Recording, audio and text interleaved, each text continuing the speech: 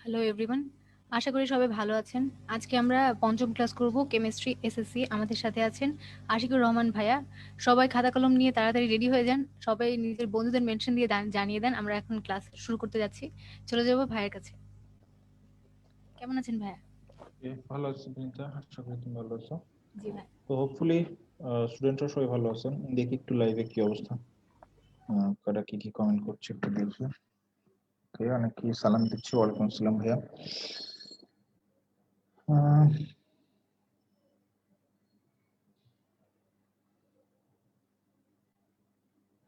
তো আমরা একটু জাস্ট 2-1 মিনিট অপেক্ষা করি, আমাদের পার্টিসিপেন্ট সংখ্যা মোটামুটি একটু বাড়ুক, দেন আমরা আস্তে আস্তে স্টার্ট করবো আর কি। হ্যাঁ, তো আমরা সবাই আজকে, জয়েন করছেন। হ্যাঁ জয়েন করছে সবাই। আমরা আজকে শুরু করবো হচ্ছে পিরিয়ডিক টেবল।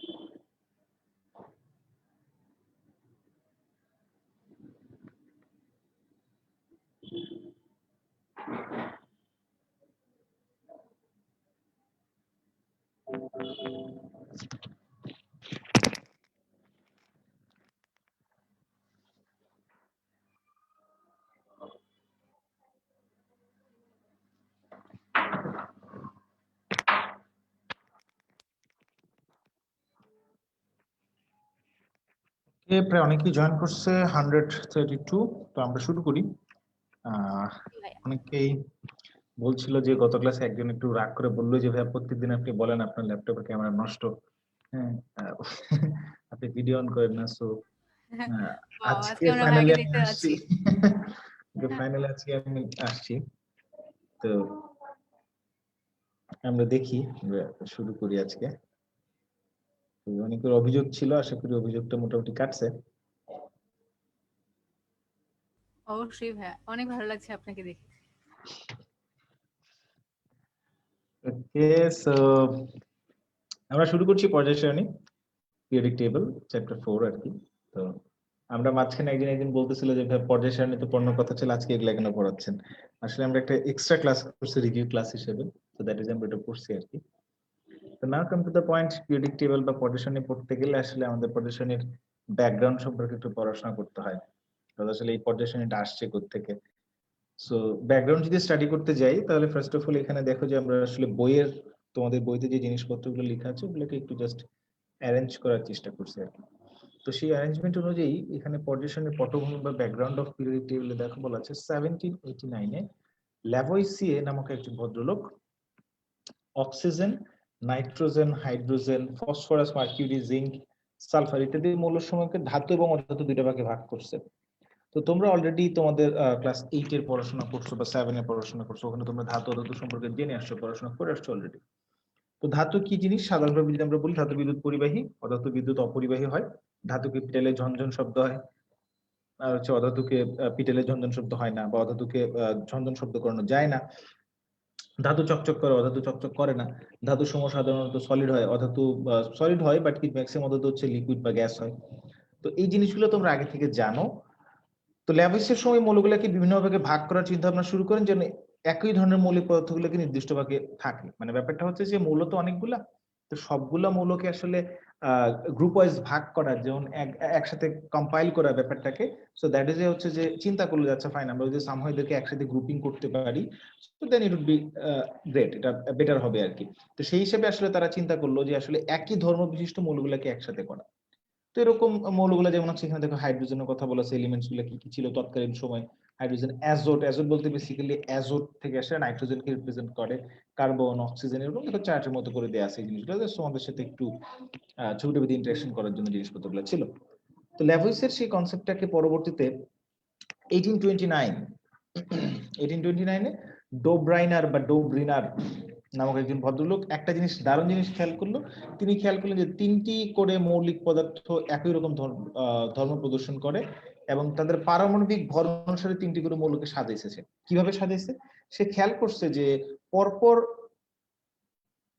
মানে খেয়াল করেন যে দ্বিতীয় কোন একটা সিরিজে ধরো এটা এ, এটা বি, এটা সি, সে দেখলো যে এই বি যে এলিমেন্টটা, এই বি এলিমেন্টের যে পারমাণবিক ভর সেটা হচ্ছে এ এবং সি এর পারমাণবিক ভরের এভারেজ বা তার কাছাকাছি, বা তার মানে এ এবং বি এর সামেশনের অর্ধেক। তো এইটার উপরে ভিত্তি করে সে কি করলো, তিনটাকে একসাথে স্থান দিয়ে শুরু করলো। যেমন সে দেখতে পেলো, দেখো যে লিথিয়াম, সোডিয়াম এবং পটাশিয়ামকে একসাথে স্থান দিল, দিয়ে সে বললো যে লিথিয়ামের অ্যাটমিক ওয়েট বা পারমাণবিক ভর হচ্ছে 6.9, পটাশিয়ামের 39.1, এই দুটোর যোগ করো, যোগ করলে আলটিমেটলি কত আসে দেখো, এখান থেকে আসে মোটামুটি দেখো 46ই আসে। তাহলে 46 যদি অর্ধেক করো বা এভারেজ করো, আলটিমেটলি তুমি পাবো 23। তার মানে ব্যাপারটা দাঁড়াচ্ছে যে আসলে লিথিয়াম এবং পটাশিয়ামের মোলার মাসের সামেশনকে আমরা যদি হচ্ছে এভারেজ করি বা দুই দিয়ে ভাগ করি, তাহলে আলটিমেটলি আমি কি পাচ্ছি সেখান থেকে, সোডিয়ামটা পাচ্ছি। সিমিলার আরেকটা গ্রুপ হচ্ছে, যেমন দেখো ক্যালসিয়াম এবং বেরিলিয়াম, এই দুজনের যে মোলার মাস, সেই দুইটাকে যদি তুমি এভারেজ করো তাহলে 87.6 বা তার নিয়ার অ্যাবাউট কিছু একটা পাবা। সেম আরেকটা গ্রুপ হচ্ছে, দেখো যে chlorine, bromine, iodine, same 35.5, 126.9 and 79.9। তো আশা করি সবাই জিনিসটা ধরতে পারছো যে আসলে আহ জিনিসটা কি বলতে চাইছিল ডোব্রেনার, যে সে বলতে চাইছিল যে পরপর তিনটা মৌলের মধ্যে প্রথম এবং থার্ডটার পারমাণবিক ভরের এভারেজ বা তাদের যোগফলের অর্ধেক, ওই একই কথা এভারেজ, সেটা হচ্ছে মাঝখানের যে এলিমেন্ট, সেকেন্ড এলিমেন্টের পারমাণবিক ভরকে নির্দেশ করে বা সেকেন্ড এলিমেন্টের পারমাণবিক ভরের কাছাকাছি হয়। তাই এটাকে ডোব্রেনার ট্রায়াড বা ডোব্রেনার ত্রয়ী সূত্র বলে। হ্যাঁ, ত্রয়ী সূত্র মিন্স থ্রি থেকে আসছে আর কি। তো এরকম ডোব্রেনের ক্লোরিন, ব্রোমিন এবং আয়োডিনকে কিন্তু প্রথম ত্রয়ী বলে চিহ্নিত করেছিলেন। তো মজার ব্যাপার হচ্ছে, দেখো পর্যায় সারণী তো তোমরা অলরেডি দেখছো, তোমরা জানো যে ক্লোরিনের পরে ব্রোমিনের অবস্থান, ব্রোমিনের পরে আয়োডিনের, then calcium, strontium, magnesium, barium, beryllium কিন্তু একই গ্রুপেই থাকে, মানে একই গ্রুপেই আছে, হ্যাঁ একই গ্রুপে আছে পর্যায় সারণীর। লিথিয়াম, সোডিয়াম, পটাশিয়াম কিন্তু একই গ্রুপেই আছে। তো এই হচ্ছে ডোব্রেনের ট্রায়াড ছিল, এবং এটা কিন্তু একটা ব্রিলিয়ান্ট একটা ইনভেনশন টাইপের ছিল, যে এই ব্রিলিয়ান্ট ইনভেনশনটার মাধ্যমে ডোব্রেনার দেখাইতে পারছে যে পর্যায় সারণীতে বা এই মৌলগুলোর মধ্যে কিছু মিল আছে, সামঞ্জস্য আছে, যে সামঞ্জস্যগুলো থেকে আলটিমেটলি তারা ধরো যে মানে সে এরকম মৌলগুলোকে সাজাইতে পারছে, একসাথে করতে পারছে, এবং তাদের বৈশিষ্ট্যগুলো কাছাকাছি বৈশিষ্ট্য ছিল। যেমন আমি যদি এক্সাম্পল দিই, দেখো লিথিয়াম হচ্ছে +1 তার জারণ সংখ্যা, সোডিয়ামের জারণ সংখ্যা +1, পটাশিয়ামের জারণ সংখ্যা কিন্তু +1। তো প্রত্যেকের জারণ সংখ্যা +1, প্রত্যেকেই আয়নিক যৌগ গঠন করে, ঠিক আছে, এবং প্রত্যেকেই হচ্ছে ধাতু। এখন এখানে দেখো ক্লোরিন হচ্ছে Cl-, Br- এবং I- গঠন করে, প্রত্যেকেরই জারণ সংখ্যা -1, প্রত্যেকেই অধাতু, প্রত্যেকেই হচ্ছে সমযোজী যৌগ গঠন করে, আবার প্রত্যেকে আয়নিক যৌগ গঠনে অংশগ্রহণ করতে পারে, এবং প্রত্যেকেরই তড়িৎ ঋণাত্মকতা ধাতুর চাইতে বেশি। এবং ব্যাপারটা হচ্ছে যে এরা সেম টাইপের প্রপার্টি শো করে, যেমন ক্যালসিয়াম, স্ট্রনসিয়াম, বেরিলিয়াম, তাদের দুজনের প্রত্যেকের কিন্তু জারণ সংখ্যা হচ্ছে +2, প্রত্যেকের যোজনী 2। এই লিথিয়াম, সোডিয়াম, পটাশিয়ামের যোজনী 1, মানে ভ্যালেন্সি 1। এখানে কিন্তু দেখো ক্লোরিন, ব্রোমিন এবং আয়োডিনের ভ্যালেন্সি 1 করে। সো আশা করি তোমরা ব্যাপারটাকে ধরতে পারছো, যদি ধরতে পারো তাহলে তোমরা একটু জাস্ট কমেন্ট করে জানাও।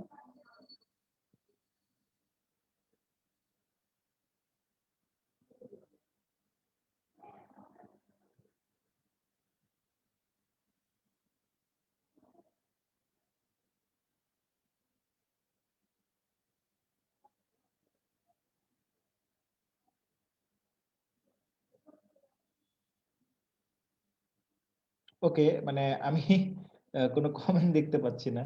সবাই কি মানে ব্যস্ত তোমরা অন্য কোনো কাজে, যে জাস্ট ক্লাসে ঢুকলাম অন্য হ্যাঁ, কোনো? ইয়েস স্যার বলছেন। আচ্ছা, আমি দেখতে পাচ্ছি না কেন কমেন্ট? মেবি একটু পরে আসবে, একটু ও ল্যাগ আচ্ছা, হচ্ছে। হ্যাঁ, আমি দেখতে পাইছি এবার মেবি একটু। Okay, so moving on to the next slide. এখানে দেখো যে এখানে বলা আছে পর্যায় সারণীর ব্যাকগ্রাউন্ড অফ পিরিয়ডিক টেবলে, যে 1864 এ, আগেরটা ছিল হচ্ছে 1829, দেন 1864 এ সাল, ওই সাল পর্যন্ত যতগুলো মৌল আবিষ্কৃত হয়েছে ওই সাল পর্যন্ত, সেই মৌলসমূহকে নিউল্যান্ডের একটা অষ্টক সূত্র নামে সূত্র প্রদর্শন করেছে নিউল্যান্ড নামে একজন ভদ্রলোক। নিউল্যান্ড কি বলছে এই সূত্র অনুযায়ী? সে বলছে যে মৌলসমূহকে যদি পারমাণবিক ভরের ছোট থেকে বড় অনুযায়ী সাজানো যায়, তবে যে কোনো একটি মৌলের ধর্ম তার অষ্টম মৌলের ধর্মের সাথে মিলে যায়। মানে ব্যাপারটা হচ্ছে, যদি আমি তাদের পারমাণবিক ভরের ছোট থেকে বড় অনুসারে সাজানো যায়, ধরো আমি যদি এখন বলি সাপোজ এদের পর্যায় সারণীতে যে গ্রুপটা আছে, সাপোজ এদের আমি যদি ধরো ইয়ের কথা বলি, সোডিয়ামের কথা বলি, সোডিয়ামের পরে দেখো তুমি 8টা মৌল পার হলে কিন্তু আলটিমেটলি তুমি একটা নিষ্ক্রিয় এলিমেন্ট পাবা, ইনার্ট এলিমেন্ট পাবা।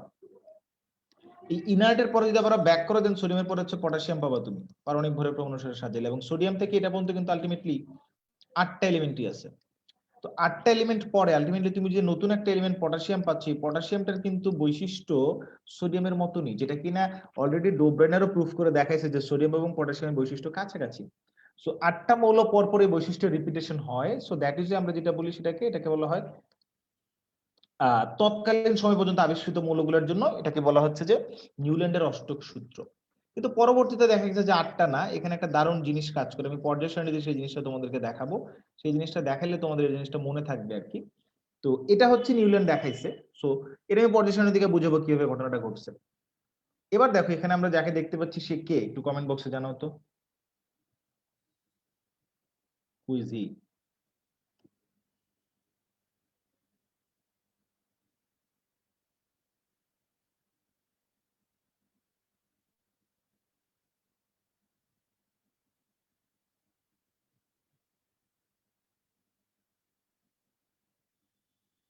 আমরা যাকে দেখতে পাচ্ছি স্ক্রিনে সে কে, আমি একটু তোমাদের কমেন্ট গুলো দেখি। একজন বলছে ল্যাভিস্টার, একজন বলছে Mendeleev, Dmitry Mendeleev serving spirit এট এ ওয়েডিং 1905 কালারাইজড, কি যেন বলছে তাহমিদ সামিন। ম্যান্ডেলিফ, ওকে, ম্যান্ডেলিফ, আচ্ছা অনেকেই বলছে এটা ম্যান্ডেলিফ, ওকে ফাইন, আমরা ধরে নিলাম এটা ম্যান্ডেলিফ। তো ম্যান্ডেলিফ একজন রাশিয়ান সায়েন্টিস্ট, 1869 সে কি বলছে, সে বলছে মৌলসমূহের যেসব বৈশিষ্ট্যগুলো আছে সেই বৈশিষ্ট্যগুলোর উপরে ভিত্তি করে সে একটা সূত্র দিচ্ছে, এটাকে বলে পর্যায় সূত্র। সূত্রটা হলো মৌলসমূহের ভৌত এবং রাসায়নিক ধর্মাবলী তাদের পারমাণবিক ভর বৃদ্ধির সাথে সাথে পর্যায়ক্রমে আবর্তিত হয়। পর্যায়ক্রমে আবর্তনের ব্যাপারটা কি? আসলে পর্যায়ক্রমে আবর্তনের ব্যাপারটা হচ্ছে যে একটা পর্যায় সারণীতে তোমাদের পর্যায় সম্পর্কে ধারণা আছে, একটা পর্যায় থেকে বাম থেকে ডানের দিকে গেলা, যাওয়ার পরে যখন তুমি আবার ব্যাক করবা তাহলে কিন্তু তুমি দেখবা যে এক পর্যায়ের পরে এই যে এখানে সোডিয়াম ছিল, এক পর্যায়ে পার করলা, পার করে আবার যখন আসবে তখন সোডিয়াম নিচে আসে পটাশিয়াম, তাহলে সোডিয়াম আর পটাশিয়ামের কিন্তু দেখো তাদের ধর্মগুলা কিন্তু রিপিটেশন হয়, সেটা কিন্তু অলরেডি ডোব্রেনারও প্রুফ করছে, ঠিক আছে? তো এই যে তাদের পারমাণবিক ভর সংখ্যা বৃদ্ধির সাথে সাথে পর্যায়ক্রমিক ভাবে আবর্তিত হচ্ছে, আবার তুমি পটাশিয়ামের পরে এক পর্যায়ে যাও, এক পর্যায়ে গিয়ে আবারও ব্যাক করো, লিথিয়াম সোডিয়াম পটাশিয়াম, তারপরে কি রুবিডিয়াম, তাহলে রুবিডিয়ামের বৈশিষ্ট্য কিন্তু আবার পটাশিয়ামের সাথে মিলে যাবে। আবার এক পর্যায়ে ঘুরে আসো, তাহলে আবার দেখবে তুমি রুবিডিয়ামের পরে কি আসে, সিজিয়ামের বৈশিষ্ট্য আবার মিলে যাবে। তার মানে এই পর্যায়ক্রমিক ভাবে তাদের বৈশিষ্ট্যগুলো আস্তে আস্তে আস্তে আস্তে পরিবর্তিত হয়।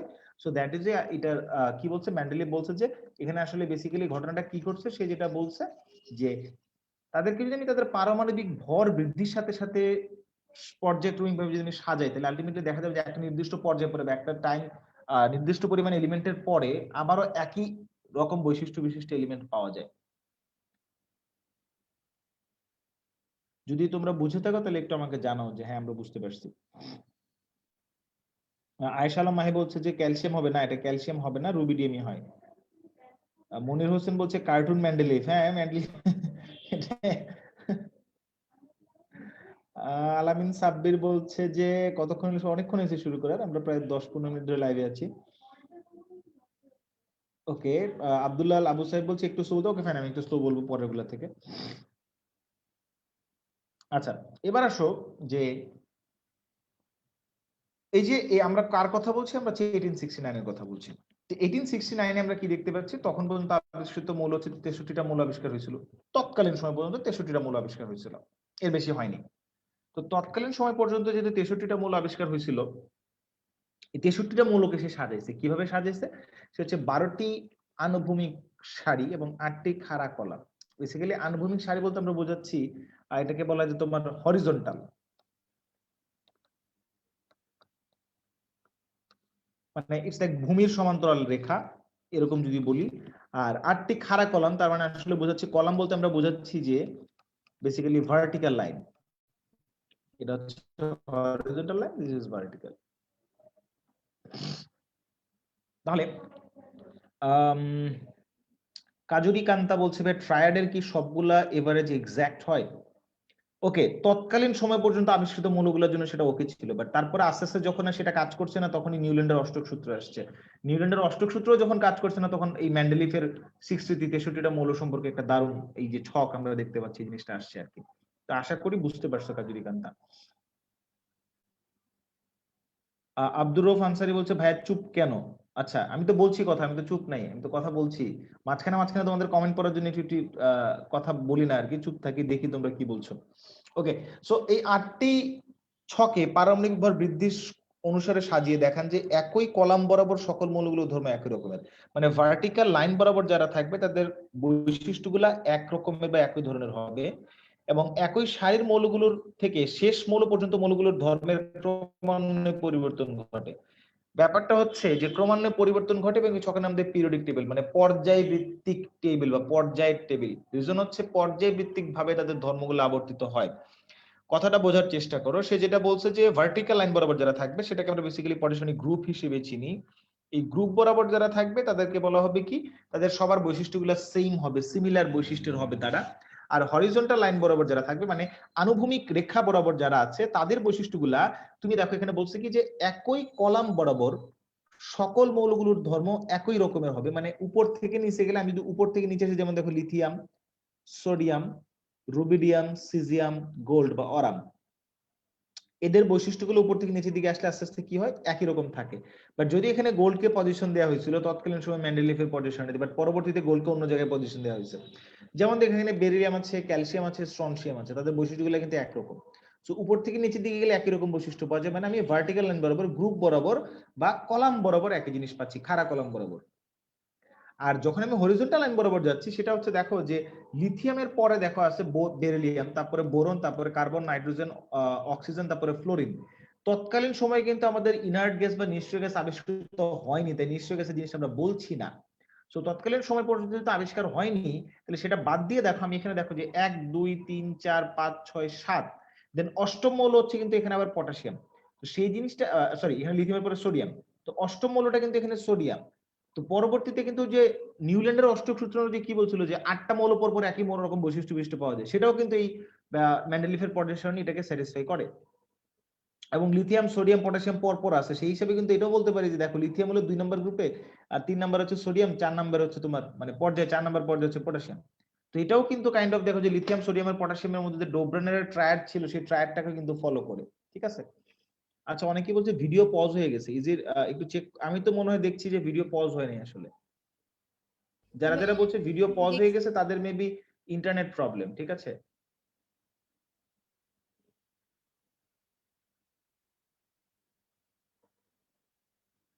জি ভাই, ক্লিয়ার আছে, বাকিরা বলছে।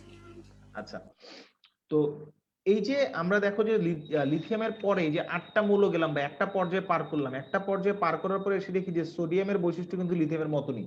সো এটাও কিন্তু বলছে সে যে ভার্টিক্যাল লাইন বরাবর উপর থেকে নিচে গেলে একই রকম বৈশিষ্ট্য বিশিষ্ট মৌল পাওয়া যাবে। আর যখন তুমি হরিজন্টাল লাইন বরাবর যাবা, এই লাইন ক্রস করে যখন আবারও ব্যাক করবা, তখন এই যে এখানে যে লিথিয়াম আছে, লিথিয়ামের সাথে তার পরের এলিমেন্ট সোডিয়াম, সোডিয়ামের একটা মিল পাওয়া যাবে, বৈশিষ্ট্যের মিল পাওয়া যাবে বা সামঞ্জস্য পাওয়া যাবে। এটাই হচ্ছে মেন্ডেলিফের পর্যায় সারণী ছিল। তো মেন্ডেলিফের পর্যায় সারণীর কিছু দারুণ দারুণ ব্রিলিয়ান্ট ডিসিশন ছিল, বা খুব ইম্পর্টেন্ট কিছু জিনিসপত্র আমরা জানতে পারছি। কি কি জিনিসপত্র? এই মেন্ডেলিফের পর্যায় সারণীতে কিন্তু সে সব মৌলকে স্থান দিতে পারেনি, মৌলের সংখ্যা এখন 118টা। 118টার সম্পর্কে সে আসলে তখন আবিষ্কার হয়নি বলে সেটার আইডিয়া দিতে পারেনি। But the thing is, Mendeleev কিছু মৌল সম্পর্কে ভবিষ্যৎবাণী করছিল। এবং ভবিষ্যৎবাণী বলতে দেখো পর্যায় সারণী কিছু কিছু জায়গা কিন্তু খালি ছিল, যে খালি জায়গা, এখানে খালি জায়গা। এবং সে বলে গেছিল যে এই খালি জায়গাগুলোতে নতুন নতুন মৌল আবিষ্কার হলে পরে এদের অবস্থান এখানে এখানে হবে। সে কিছু কিছু মৌল সম্পর্কে, এই খালি জায়গাগুলো সম্পর্কে ভবিষ্যৎবাণী করে গেছিল। সে ভবিষ্যৎবাণীগুলো কিন্তু পরবর্তীতে কারেক্ট হয়েছে। এবং ডোব্রেনারের যে ট্রায়াড বা নিউল্যান্ডের যে অষ্টক সূত্র, দুইটাকেও কিন্তু মেন্ডেলিফের পর্যায় সারণী সমর্থন করে। তাহলে বলা যায় যে ডোব্রেনারের ট্রায়াড বা মেন্ডেলিফ আমাদের কি বলে নিউল্যান্ডের অষ্টক সূত্র, এই সবগুলা থেকে কিন্তু আলটিমেটলি এটা হচ্ছে একটা অ্যাডভান্সড একটা আইডিয়া পর্যায় মানে মৌলগুলাকে সাজানোর ক্ষেত্রে। তো অ্যাডভান্স আইডিয়াটা কিন্তু হচ্ছে ওদেরকেও সমর্থন করে, এবং এই নতুন যতগুলো মৌল আবিষ্কৃত হচ্ছে 63টা মৌল, এই সবগুলা মৌলকে কিন্তু হচ্ছে আলটিমেটলি ওরা জাস্টিফাই করতে পারে, বা তাদের বৈশিষ্ট্য ভিত্তিক তাদেরকে গ্রুপে বা তাদেরকে হরিজন্টালি বা কিছু কি বলে পিরিয়ড বা পর্যায়ে তাদেরকে সাজানো যায়। ঠিক আছে। তো এই জিনিসগুলো যদি বুঝে থাকো তাহলে একটু জাস্ট কমেন্ট করো। আচ্ছা, একজন উপরে বলছে যে ভাইয়া R2O, RCl বা RCl3, এই জিনিসগুলো কি আসলে? আচ্ছা, আমি একটু বোঝানোর চেষ্টা করি। দেখো, এখানে আর জিনিসটা হচ্ছে এলিমেন্টকে রিপ্রেজেন্ট করে। আমি যদি এখানে প্রথমে আছে হাইড্রোজেনের কথা বলি, তাহলে হাইড্রোজেন দেখো H2O বানায়, আর এর জায়গায় H কে চিন্তা করো। আবার RCl হয়, আর এর জায়গায় লিথিয়াম চিন্তা করো, তাহলে লিথিয়াম ক্লোরাইড। আর এর জায়গায় H চিন্তা করো, তাহলে হাইড্রোজেন ক্লোরাইড।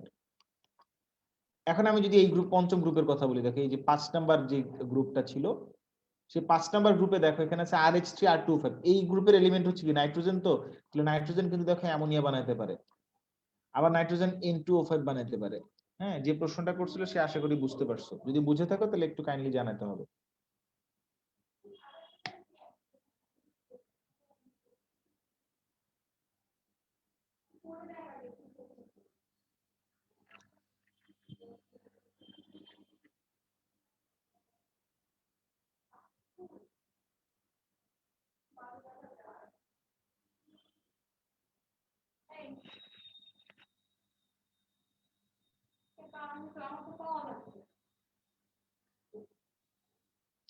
ওকে, আমি অনেকের কনসেপ্ট বা কমেন্ট পাচ্ছি, তারা বুঝতে পারছে বুঝতে পারছে বুঝতে পারছে, ফাইন, বুঝতে পারলি তো হলো।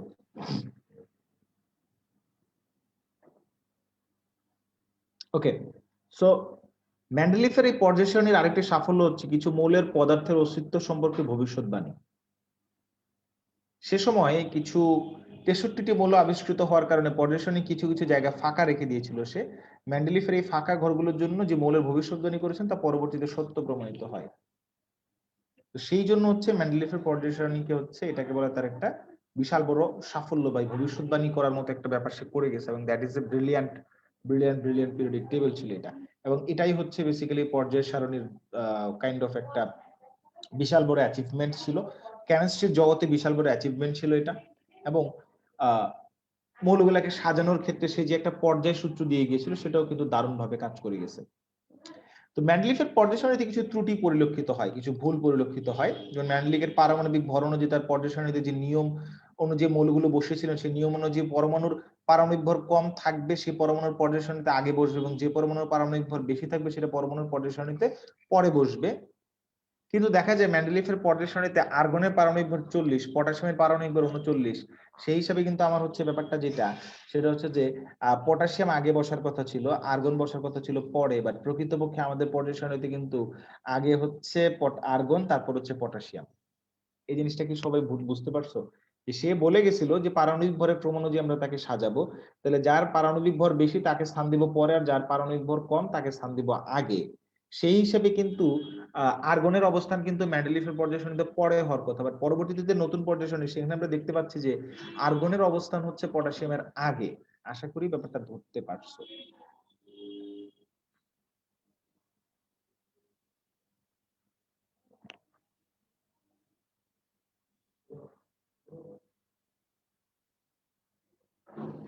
ওকে, আমার অনেকেরই কমেন্ট পাচ্ছি যে তারা বলছে যে জি বুঝতে পারছি বুঝতে পারছি বুঝতে পারছি।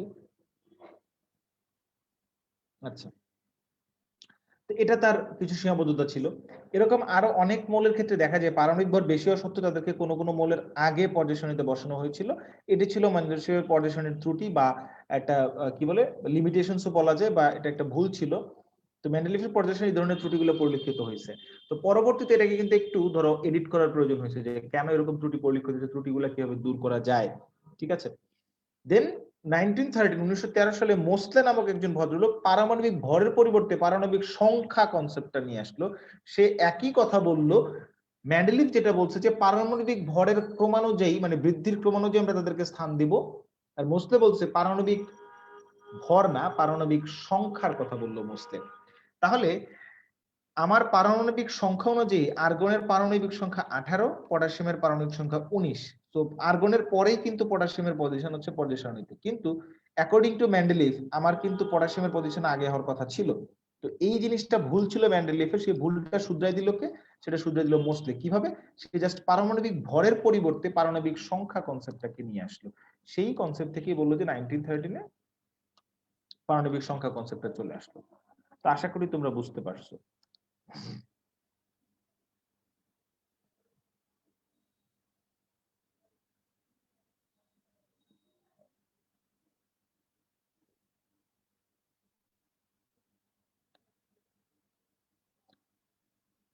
আচ্ছা, অনেকে আমাকে কমেন্ট করছো যে ওখানে যে আর দিয়ে বিভিন্ন এলিমেন্ট গুলো ছিল, ওই জায়গায় আপনি জাস্ট আর এর জায়গায় ওই গ্রুপের প্রথম এলিমেন্টটাকে বসায় দিবেন।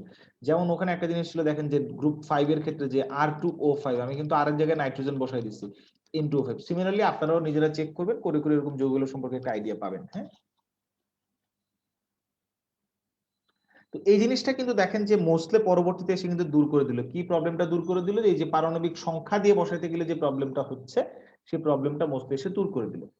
এই প্রবলেমটা মোস্টলি এসে দূর করে দেওয়ার কারণেই কিন্তু হচ্ছে পর্যায় সারণীতে একটা দারুণ সূচনা হলো। সেই সূচনাটা কি আসলে? ওই যে দেখেন আমি যেটা বলছিলাম যে পারমাণবিক সংখ্যা অনুযায়ী আর্গন এবং পটাশিয়ামের ব্যাপারটা, এই ত্রুটিগুলো দূর হয়ে গেল। তো আন্তর্জাতিক রসায়ন ও ফলিত রসায়ন সংস্থা, international union of pure and applied chemistry, IUPAC যেটাকে বলে, এখন পর্যন্ত 118টি মৌলকে মৌলিক পদার্থ শনাক্ত হয়েছে। IUPAC সংস্থাটি আন্তর্জাতিকভাবে রসায়ন ও ফলিত রসায়নের বিভিন্ন নিয়ম কানুন, ক্রমবর্ধমান পরিবর্তনের কোনটি গ্রহণ করা যায়, কোনটি বর্জন করা উচিত, এই বিষয়গুলো দেখাশোনা এবং নিয়ন্ত্রণ করে। 118টি মৌলের বেশিরভাগ মৌল প্রকৃতিতে পাওয়া যায়, বাকি কিছু মৌল ল্যাবরেটরিতে তৈরি করা হয়েছে। তো IUPAC বেসিক্যালি কেমিস্ট্রির আব্বু আম্মু, তারা হচ্ছে কেমিস্ট্রি বাপ মা, সেটা পিওর কেমিস্ট্রি হোক বা অ্যাপ্লাইড কেমিস্ট্রি হোক। সো পিওর কেমিস্ট্রি বেসিক্যালি হচ্ছে থিওরি বেসড, আর অ্যাপ্লাইড কেমিস্ট্রি হচ্ছে থিওরির অ্যাপ্লিকেশন। তো এই যে একটা কেমিস্ট্রির যে অ্যাপ্লিকেশন আছে, কেমিস্ট্রির রুলস গুলা মেনটেন করা, কোনটা কোন ধরনের রুলস হবে, কোনটা কিভাবে কাজ করবে, এই জিনিসগুলাকে আসলে কোনটা নেওয়া যায়, কোন ধরনের পরিবর্তন একসেপ্ট করা যায়, কোন একটা মৌল আবিষ্কার করলাম, করে বললাম আমি একটা মৌল আবিষ্কার করছি, আসলে মৌল এইটা এক্সিস্টেন্স আছে কিনা, এটা ঠিকঠাক মতো হলো কিনা, এই জিনিসগুলোকে ঠিকঠাক নির্ধারণ করেছে IUPAC। ল্যাভোইসি মাত্র 33টি মৌল নিয়ে ছক তৈরি কাজ শুরু করেছিলেন। মেন্ডেলিভ 63টি নিয়ে কাজ শুরু করেছিলেন এবং 4টি অনাবিষ্কৃত মৌল সম্পর্কে ভবিষ্যৎবাণী করেছিলেন। মেন্ডেলিভ 4টা অনাবিষ্কৃত মৌল সম্পর্কে ভবিষ্যৎবাণী করেছিলেন, যেটা পরবর্তীতে সত্য হয়েছে। যাই হোক, আর বর্তমানে 118টি মৌলের আধুনিক পর্যায় সারণী হিসেবে প্রতিষ্ঠিত হয়েছে। এবং কোন সূত্রের উপরে ভিত্তি করে? সেটা হচ্ছে আমাদের এই পারমাণবিক সংখ্যার উপরে ভিত্তি করে, যেটা কিনা মোস্টলি বলে গেছে জাস্ট পারমাণবিক ভরের পরিবর্তে পারমাণবিক সংখ্যা ব্যবহার করব আমরা। আচ্ছা, আমি বুঝতেছি না তোমরা কেন কমেন্টে দুষ্টুমি করছো, তোমরা একজন একজনের সাথে ঝগড়া করছো, একজন একজনের কমেন্টে রিপ্লাই দিয়ে দুষ্টুমি করছো। This is not good.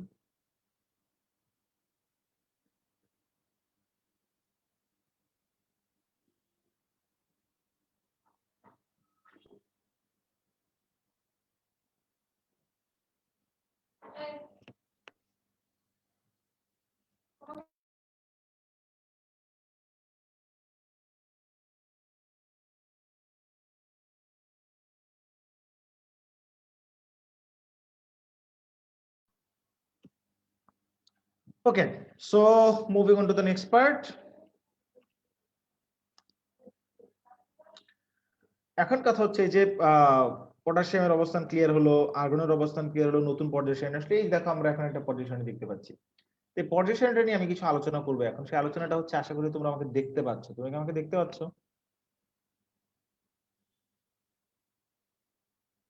অনেকে কমেন্ট বলছে ধর্ম বলতে কি, আমি বুঝাচ্ছি ধর্ম বলতে কি বুঝানো, ধৈর্য, কোনো টেনশন নাই, টেনশনে কিচ্ছু নাই। ওকে,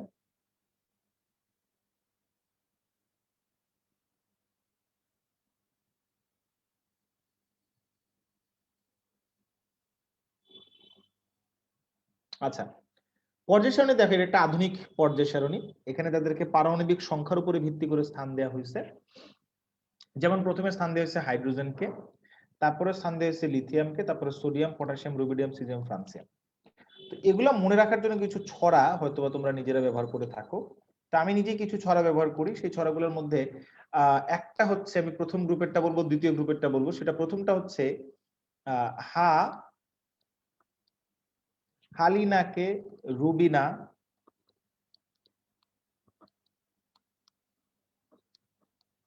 সাজাবে ফ্রান্সে। তো এইটা দিয়ে আসলে আমরা হচ্ছে এই যে এখানে যে পজিশন দিয়ে গ্রুপ 1 যেটা, এই গ্রুপ 1টাকে মনে রাখি। মনে রাখার উপায় কি দেখো, হা মিন্স হাইড্রোজেন, লিতে লিথিয়াম, নাতে সোডিয়াম। একটু ব্ল্যাক মার্কার ইউজ করি, আই থিংক বেটার হয় তোমাদের জন্য। নাতে সোডিয়াম, কেতে ক্যালিয়াম, বেসিক্যালি ক্যালিয়াম মিন্স পটাশিয়াম, নাতে নাট্রিয়াম মানে সোডিয়াম, রুবিনার রুবি আরবি থেকে রুবিডিয়াম, সাজাবের সিএস থেকে সিজিয়াম, ফ্রান্সের এফআর থেকে ফ্রান্সিয়াম। ঠিক আছে,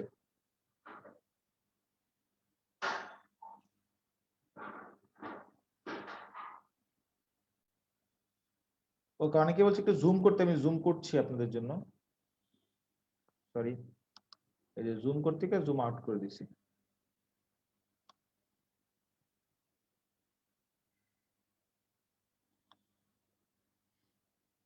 আচ্ছা, তো আমি একটু জুম করেছি। এখন দেখেন যে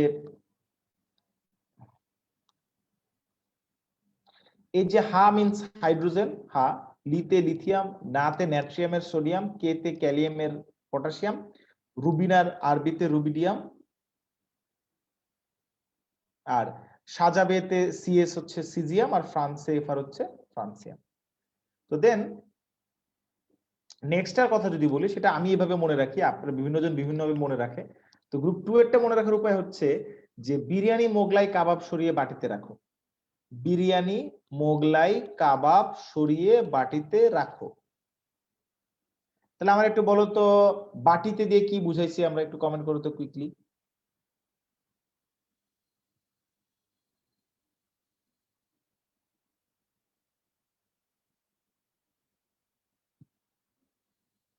বাটিতে বিরিয়ানি মোগলাই কাবাব সরিয়ে বাটিতে রাখো।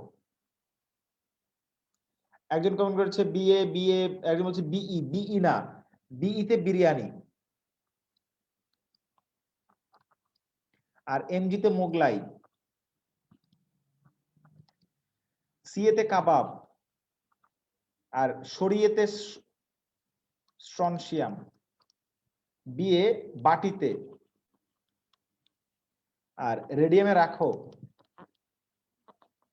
তাহলে বিরিয়ানি মোগলাই কাবাব সরিয়ে বাটিতে রাখো মানে beryllium, magnesium, calcium, strontium, barium, radium. Okay, that is barium. বাটিতে দিয়ে বোঝাচ্ছি আমরা, বেরিয়ামকে বোঝাচ্ছি। হ্যাঁ, আচ্ছা। তো দেন আমরা পরে যদি গ্রুপ এটার কথা বলি, এটাকে আমরা বলি group 13। This is 13 group number, this is 2। তাহলে গ্রুপ 13 মনে রাখার উপায় হচ্ছে বিমান এলো গেল ইন্ডিয়া থাইল্যান্ড। বিমান এলো গেল ইন্ডিয়া থাইল্যান্ড। তাহলে এটা প্রথমটা হচ্ছে বিমান, বিমানের তো হচ্ছে বোরন, এলো, এলোতে হচ্ছে অ্যালুমিনিয়াম, গেল, গেলোতে হচ্ছে গেলিয়াম, ইন্ডিয়াম মানে ইন্ডিয়াতে হচ্ছে ইন্ডিয়াম, থাইল্যান্ডে কি হচ্ছে, থাইল্যান্ডের টিএল দিয়ে হচ্ছে থ্যালিয়াম। ঠিক আছে,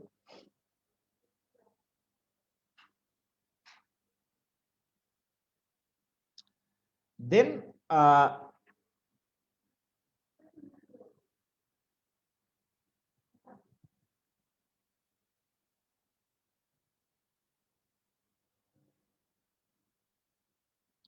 আরেকজন বলছে যে মানে দারুণ একটা ছড়া দিচ্ছে নাফিস সাদিক, যে ভাইয়া বাংলাদেশ আওয়ামী লীগ গেল ইন্ডিয়া থাইল্যান্ড। ও মাগো, কত সুন্দর। ওকে, এবার হচ্ছে গ্রুপ 14 কথা যদি বলি, আমরা গ্রুপ 14 আমি এভাবে মনে রাখতাম। আমি যখন খুব ছোট ছিলাম তখন বিটিভিতে একটা প্রোগ্রাম হয়েছিল, ওখানে একজন শিক্ষক এই জিনিসগুলা বলছিলেন, তার কাছ থেকে শিখছে এই জিনিসগুলা। সে যেটা বলছে গ্রুপ 14 ক্ষেত্রে, সে বলছে কাশি যা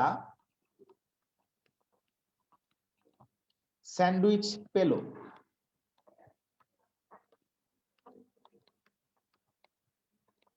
কাশিজার কাতে কার্বন, শীতে সিলিকন, যাতে জার্মেনিয়াম, স্যান্ডউইচের এসএনই হচ্ছে স্ট্যানাম বা টিন, আর পেলোর পিবি, পেলোর পিতে হচ্ছে প্লাম্বাম বা লেড।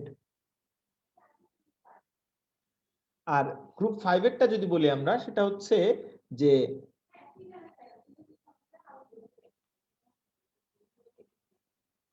নন্দিতা প্রান্তি আসলো শ্রাবন্তীর বাসায়।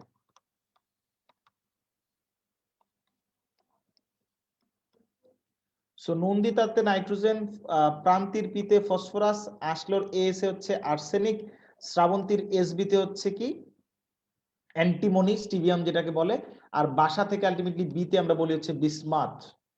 ওকে, আর গ্রুপ 6 এর কথা যদি বলি আমরা, গ্রুপ 6 এরটা মানে গ্রুপ 6 না আসলে 16, এটা হচ্ছে গ্রুপ 15। আমি 5 বলছি, আমার আসলে আগের পুরাতন টা মনে পড়তেছে বারবার। পুরাতন গ্রুপে সেটা 5 নাম্বার গ্রুপ ছিল, তাই আমার বারবার পুরাতন গ্রুপেরটা চলে আসতেছে মাথায়। এটাকে আমরা বলি ও এস, এসসি তে পড়ে। ওর ওতে হচ্ছে অক্সিজেন, এসে হচ্ছে সালফার, এসসি মানে ব্যাপারটা হচ্ছে এরকম যে এস সেলেনিয়াম, তে হচ্ছে টেলুরিয়াম, আর পরের পি তে হচ্ছে পোলোনিয়াম। গ্রুপ 17টা তোমরা দেখি একটু কমেন্ট করো তো দেখি, তোমরা আশা করি অনেকেই বিভিন্ন রকম ভাবে মনে রাখো। গ্রুপ 17টা দেখি। হাফিজুর রহমান পারভেজ আবার দারুণ একটা ছড়া দিয়েছে যে নয়ন পাগলা এসেছিল সোমবার বিকেলে। ও বাবা, গ্রুপ 17।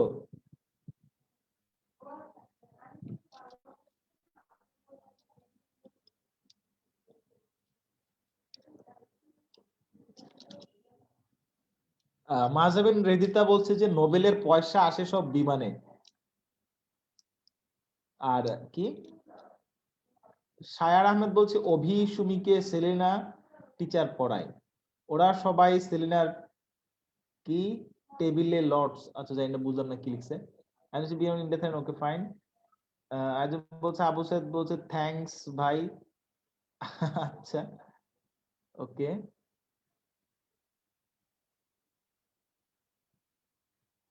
ওকে, আমি একটা জানার জিনিস শিখলাম, উৎসর কাছ থেকে শিখলাম যে ফুলকলির বাড়িতে আয়োডিন আছে টেস্টি। যাক, যদি ছড়াটা মিলে নাই। আরেকজন বলছে ফ্লোরা কালকে বাড়ি আসবে, দিস ইজ গুড। ফ্লোরার এফে হচ্ছে ফ্লোরিন, কালকে এতে আছে বেসিক্যালি ক্লোরিন, বাড়িতে হচ্ছে বেরিয়াম ব্রোমিন, আর আসবেতে আইতে আয়োডিন।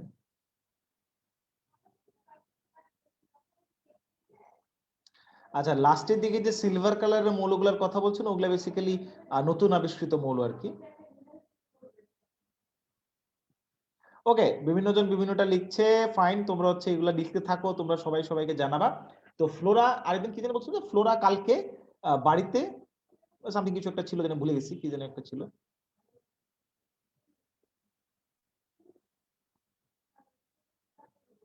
হ্যাঁ, ফ্লোরা কালকে বাড়িতে আসবে, তো এটা মনে রাখতে পারো তোমরা, ফ্লোরা কালকে বাড়িতে আসবে। ফাইন। তো লাস্টেরটা হচ্ছে ফ্লোরা কালকে বাড়িতে আসবে, গেল এটা। তো এখন এই কবিতাগুলো দিয়ে আমরা পর্যায় সারণীর মূলগুলো মনে রাখতে পারি। এবং আমি তোমাদের একটা দারুণ জিনিস দেখো, একটা ম্যাজিক। ম্যাজিকটা কি? ম্যাজিকটা হচ্ছে দেখো, এটা বলে ম্যাজিক নাম্বার। তুমি যদি পর্যায় সারণীর প্রথম মৌলটার সম্পর্কে জানো, প্রথম মৌলটার পারমাণবিক সংখ্যা জানো, পরের মৌলটার পারমাণবিক সংখ্যা জানা তোমার জন্য কঠিন কিছু না। You can easily find out. কেমনে ফাইন্ড আউট করবা? ওই ম্যাজিক নাম্বারটা হচ্ছে 2, 8, 8, 18, 18, দেন হচ্ছে 36। ব্যাপারটা হলো, প্রথম এলিমেন্টের সাথে 2 যোগ করো, দেখো দ্বিতীয় এলিমেন্ট পাওয়া যায়, দ্বিতীয় এলিমেন্টের পারমাণবিক সংখ্যা 3। 3 পরে 3 সাথে তুমি যোগ করবা 8, দেখো 3 সাথে 8 যোগ করলে হয় 11 সোডিয়াম। তারপরে যদি 8 সাথে আবার 8 যোগ করো, মানে 11 সাথে 8 যোগ করলে পাবা পটাশিয়াম, পটাশিয়ামের হচ্ছে 19। এরপরে 18 যোগ করো, তাহলে পাবা 37, দ্যাট ইজ রুবিডিয়াম। তারপরে 18 যোগ করো, দ্যাট ইজ সিজিয়াম 55। তারপর আরো 36 যোগ করো, দ্যাট ইজ 87 ফ্রান্সিয়াম। সিমিলারলি বেরিলিয়ামে দেখো, দেখো আমি কিন্তু মনে রাখতে হবে তোমাকে, প্রথমে 2, তারপরে 8, 8, 18, 18, 36, তার মানে 1, 2, 3, 4, 5, 6, রাইট? আচ্ছা, প্রথমটার সাথে 2 যোগ করতে হয়, রাইট? এখন কথা হচ্ছে, প্রথম গ্রুপে এখানে আছে হাইড্রোজেন, কিন্তু দ্বিতীয় গ্রুপে কিন্তু হাইড্রোজেনের পরে কেউ নাই। তাহলে আমি কিন্তু দ্বিতীয় গ্রুপে হাইড্রোজেনের পরে কি আছে? লিথিয়াম। তাহলে লিথিয়ামের পাশেরটা কি? সেটা হচ্ছে বেরিলিয়াম। তাহলে বেরিলিয়ামের সাথে আমি কিন্তু 2 যোগ করবো না, যোগ করবো 8। তাহলে 8 যোগ করলে দেখেন পান 12 ম্যাগনেসিয়াম, ম্যাগনেসিয়ামের সাথে 8 যোগ করলে পাওয়া যায় 20 ক্যালসিয়াম, ক্যালসিয়ামের সাথে 18 যোগ করলে পাওয়া যায় 38 স্ট্রনশিয়াম, স্ট্রনশিয়ামের সাথে 18 যোগ করলে আসে 56 বেরিয়াম, 56 সাথে যোগ করলে আসে 88।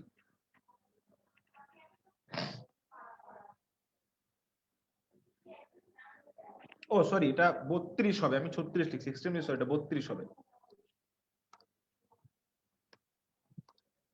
36 না, দ্যাট উড বি 32। 18 পরে 32 না, সরি 32, আমি লিখছি 36, সরি।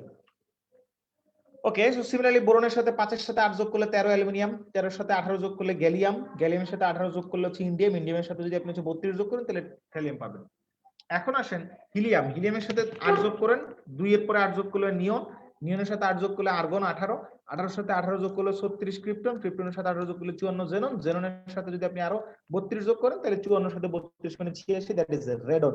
রেডনের সাথে আবারো যদি যোগ করেন 32, তাহলে কত হয়? 118 নাকি?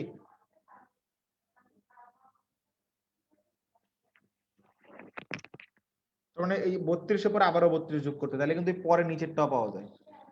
ঠিক আছে?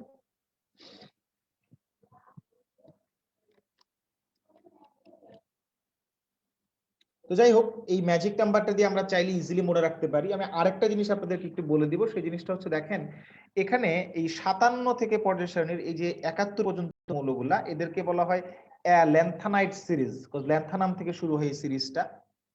অ্যাক্টিনিয়াম, এটা বলা হয় অ্যাক্টিনাইট সিরিজ, এসি তে অ্যাক্টিনিয়াম বোঝায়, আর এখানে হচ্ছে আপনার হচ্ছে লরেন্সিয়াম লাস্টেরটা 103।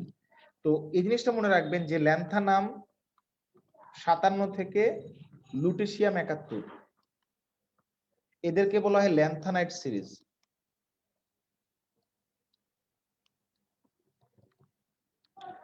আর অ্যাক্টিনিয়াম বা অ্যাক্টিনিয়াম 89 থেকে লরেন্সিয়াম 103 পর্যন্ত এই যে এলিমেন্ট, এটাকে বলা হয় অ্যাক্টিনাইট সিরিজ। আমাকে কেউ কেউ এটার অ্যান্সার দিতে পারবেন? পর্যায় সারণীতে যেরকম আমরা আগের মৌলগুলোকে একটার পর একটা জায়গায় দিচ্ছি, কিন্তু এখানে দেখেন এই যে ওই বাটিতে রাখো জায়গাতে, এখানে আমি এটা আসলে মুছি, তাহলে বুঝতে পারবেন। এই যে 57 থেকে 71 এই যে জিনিসটা, দিস ওয়ান এন্ড 89 থেকে 130, একটা বক্স একটাই জায়গায়, কিন্তু এরপরে দেখেন আপনি 57 থেকে 71 তারপরে 72, তার মানে এক জায়গায় অনেকগুলো মৌলকে পজিশন দেওয়া হয়েছে। রিজনটা কি? Do you have any idea?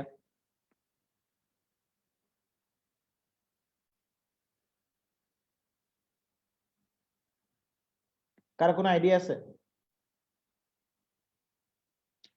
কেন এরকম করা হয়েছে? কে বলতে পারবা? খাদিজা বিনতে আকি বলছে মৌলগুলো মনে রাখার কৌশল পিডিএফ। হ্যাঁ, পিডিএফ এ তোমাদেরকে দিয়ে দিবে, টেনশন করো না। তোমাদের ভাইয়ারা যারা কিনা কাজ করবে, কাজ করে তোমাদেরকে পিডিএফ দিয়ে দিবে, নো টেনশন।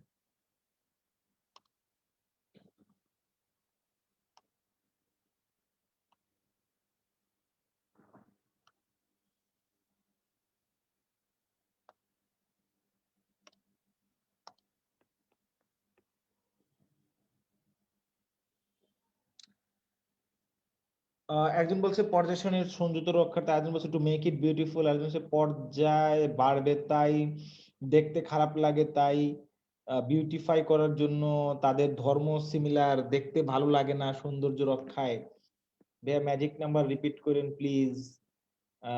ধর্ম খুব কাছাকাছি, সৌন্দর্য বর্ধন, মৌলের সৌন্দর্যের জন্য। আচ্ছা, মৌলের না, ওকে। ব্যাপারটা হচ্ছে এই যে আমি যদি একটা গ্রুপ নিয়ে কথা বলি, ল্যান্থানাম সিরিজ বা ল্যান্থানাইট সিরিজ নিয়ে যদি কথা বলি, এই সিরিজটার ল্যান্থানাম থেকে লুটেশিয়াম পর্যন্ত, ল্যান্থানাম থেকে লুটেশিয়াম, ল্যান্থানাম 3+ থেকে শুরু করে লুটেশিয়াম 3+, প্রত্যেকের জারণ সংখ্যা একই, প্রত্যেকের যোজনীয় একই, মানে তাদের একটা সুস্থিত আয়নের জারণ সংখ্যা হচ্ছে প্রত্যেকে 3+ অক্সিডেশন স্টেট বা জারণ সংখ্যা দেখায়। তো তাদের বৈশিষ্ট্যগুলা প্রায় সিমিলার। তো পর্যায় সারণীতে আমরা যেটা করি, বৈশিষ্ট্যগুলো সিমিলার না, আসলে আমরা যখন একটা পর্যায়ের বাম থেকে ডানে যাই তখন কিন্তু বৈশিষ্ট্যগুলো পর্যায়ক্রমিক ভাবে চেঞ্জ হয়। যেমন দেখেন আপনি এই লিথিয়াম থেকে স্টার্ট করছেন, তারপরে বেরিলিয়াম থেকে শুরু করে নিয়ন পর্যন্ত গেলেন, নিষ্ক্রিয় এলিমেন্ট পর্যন্ত গেলেন, যাওয়ার পর আপনি যখন আবার ব্যাক করবেন তখন কিন্তু সোডিয়ামে আসছেন। সোডিয়ামকে কেন লিথিয়ামের নিচে স্থান দেওয়া হয়েছে? কারণ সোডিয়াম এবং লিথিয়ামের বৈশিষ্ট্য একই রকম তাই। এখন ল্যান্থানাম আর এই যে লুটেশিয়ামের বৈশিষ্ট্যগুলো যে একই রকম, তাদেরকে তো একের পর এক নিচে স্থান দেওয়া যাবে না, আমাকে যেটা করতে হবে বাম থেকে ডানের দিকে যেতে হবে। আবার যেহেতু বৈশিষ্ট্যগুলো একরকম, তাহলে একরকম বৈশিষ্ট্যগুলোকে এক জায়গায় স্থান দিতে হবে। সেক্ষেত্রে দেখা যাবে কি এই জায়গায় স্থান দিতে গেলে আমার এই পর্যায় ক্রস করে চলে যাবে বা পর্যায়ের একটা ব্যত্যয় ঘটবে। কারণ সেক্ষেত্রে দেখা যাবে যে যে নিষ্ক্রিয় গ্যাসগুলোকে পরপর সাজানো যাবে না, এই গ্রুপ 17 যারা তাদেরকে পরপর সাজানো যাবে না। তাই প্রবলেমটা যে অ্যারাইজ করবে, প্রবলেমটাকে দূর করার জন্য তাদেরকে আলাদা করে একটা সিরিজ করে দেখায়। একটাকে ল্যান্থানাইট সিরিজ বলে, একটাকে অ্যাক্টিনাইট সিরিজ বলে। সবাই কি বুঝতে পারছেন?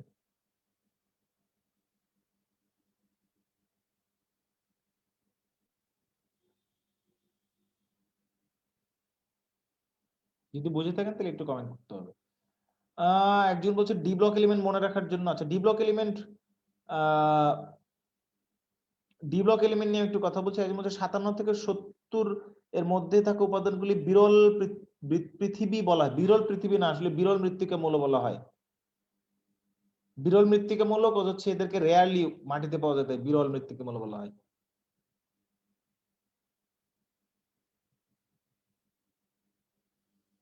ওকে, সবাই বলে বুঝছি বুঝছি বুঝছি, ফাইন। তাহলে আমরা নেক্সটটাতে যাই। পর্যায় সারণীতে মৌলের অবস্থান নির্ণয়। পর্যায় সারণীতে মৌলের অবস্থান নির্ণয় করার জন্য আমাদেরকে যেটা করতে হবে, ইলেকট্রন বিন্যাস শিখতে হবে। ইলেকট্রন বিন্যাসের মাধ্যমে অবস্থান নির্ণয় করতে হবে। So if I want to determine the position of an element in periodic table, periodic table যেটা হয় দেখো, এখানে 18টা গ্রুপ আছে, 18টা গ্রুপ, এই যে প্রথম থেকে শুরু করে 18টা গ্রুপ আছে হিলিয়াম পর্যন্ত, 18টা গ্রুপে বিভিন্ন জায়গায় তাদেরকে আমরা স্থান দিচ্ছি। দেন পর্যায় আছে কয়টা, 1 2 3 4 5 6 7টা পর্যায় আছে এবং 18টা গ্রুপ আছে। তাহলে এখন আমি যদি বলি পর্যায় সারণীতে কোন একটা এলিমেন্টের অবস্থান কোথায়, ধর আমি তোমাকে বললাম যে কোন একটা এলিমেন্ট হচ্ছে পর্যায় সারণীতে পিরিয়ড হচ্ছে তার 4, পর্যায় 4, আর বললাম গ্রুপ হচ্ছে 1। তাহলে তুমি কিভাবে হিসাব করবা? তুমি জানো যে ভার্টিক্যাল লাইনগুলো হচ্ছে কিরকম, ভার্টিক্যাল লাইনগুলো কি, এগুলো হচ্ছে এক একটা গ্রুপ যদি চিন্তা করো, এগুলো হচ্ছে এক একটা পর্যায়। তো আমি তোমাকে বললাম যে পর্যায় 1-এ আছে, মানে পর্যায় 4-এ আছে, তারপর পর্যায় 4 মানে কি, দেখো যে হরিজন্টাল লাইনগুলো, আনুভূমিক লাইনগুলো হচ্ছে যে এগুলো হচ্ছে পর্যায়, এগুলো পর্যায়। তাহলে 1 নাম্বার পর্যায়, 2 নাম্বার পর্যায়, 3 নাম্বার, 4 নাম্বার পর্যায়, গ্রুপ কত, 1। তাহলে 4 নাম্বার পর্যায়ে গ্রুপ 1-এ কি আছে, এই যে এটা, this is the position, right. So আমি যদি সামহাউ ফাইন্ড আউট করতে পারি যে কোন একটা এলিমেন্টের পজিশন বের করার জন্য আমাকে তার পিরিয়ড বের করা লাগবে, তার গ্রুপ বের করা লাগবে, তাহলে আমি আলটিমেটলি বুঝতে পারবো যে মূলটার অবস্থান কোথায়। এখন আমি যেটা করব, আমি হচ্ছে এখন পর্যায় সারণীতে মূলের অবস্থান নির্ণয় করব। কিভাবে নির্ণয় করব পর্যায় সারণীতে মূলের অবস্থান, সেটা নির্ণয় করার জন্য আমি যেটার হেল্প নেব সেটা হচ্ছে যে আমরা ইলেকট্রন বিন্যাস করব। সাপোজ ধর আমি হাইড্রোজেনের পর্যায় সারণীতে অবস্থান নির্ণয় করব, তাহলে হাইড্রোজেনের ইলেকট্রন একটা, সো 1s1। সবসময় মনে রাখবা যে এখানে আমরা প্রধান কোয়ান্টাম সংখ্যা পড়ছি, সেই হিসেবে আমরা জানি যে এখানে n এর মান হচ্ছে কত, 1, প্রধান কোয়ান্টাম সংখ্যা হচ্ছে 1, বা সবচেয়ে বাইরের শক্তি স্তরের প্রধান কোয়ান্টাম সংখ্যা হচ্ছে 1। তার মানে বাইরের শক্তি স্তরের প্রধান কোয়ান্টাম সংখ্যার মান হচ্ছে পর্যায় সংখ্যা, তাহলে তার পর্যায় বা পিরিয়ড হচ্ছে 1। এখন এই বাইরের শক্তি স্তরে ইলেকট্রন আছে কয়টা, একটা, তাহলে তার ইলেকট্রন সংখ্যা একটা, তার মানে তার গ্রুপ হচ্ছে 1। দ্যাট মিন্স তার অবস্থান পর্যায় সারণীর প্রথম পর্যায়ে প্রথম গ্রুপে। দেখো তো হাইড্রোজেনের অবস্থান প্রথম পর্যায়ে প্রথম গ্রুপে না, এই যে হাইড্রোজেন, হাইড্রোজেন প্রথম পর্যায়ে প্রথম গ্রুপ, ঠিক আছে। যদি এটা বুঝে থাকো তাহলে সবাই একটু ক্লিয়ার করো যে ভাই বুঝতে পারছি। আবু সুফিয়ান বলছে গুড বাই, ঠিক আছে Sufiyan, good bye, good night, তাড়াতাড়ি ঘুমাই যাও।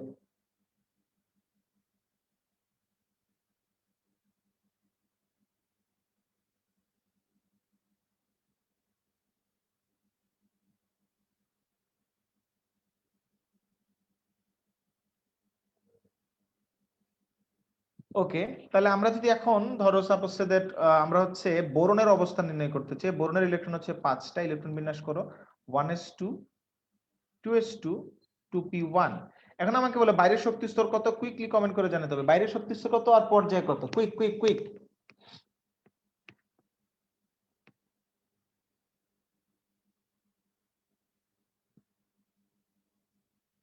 বাইরের শক্তি স্তর কত আর পর্যায় কত, কুইকলি জানাতে হবে আমাকে।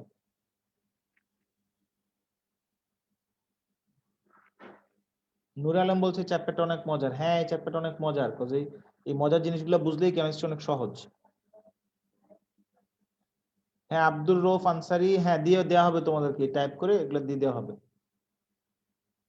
একজন বলছে পর্যায় 2, আবু বকর সিদ্দিক বলছে স্যার কেমন আছেন, আলহামদুলিল্লাহ ভালো আছি।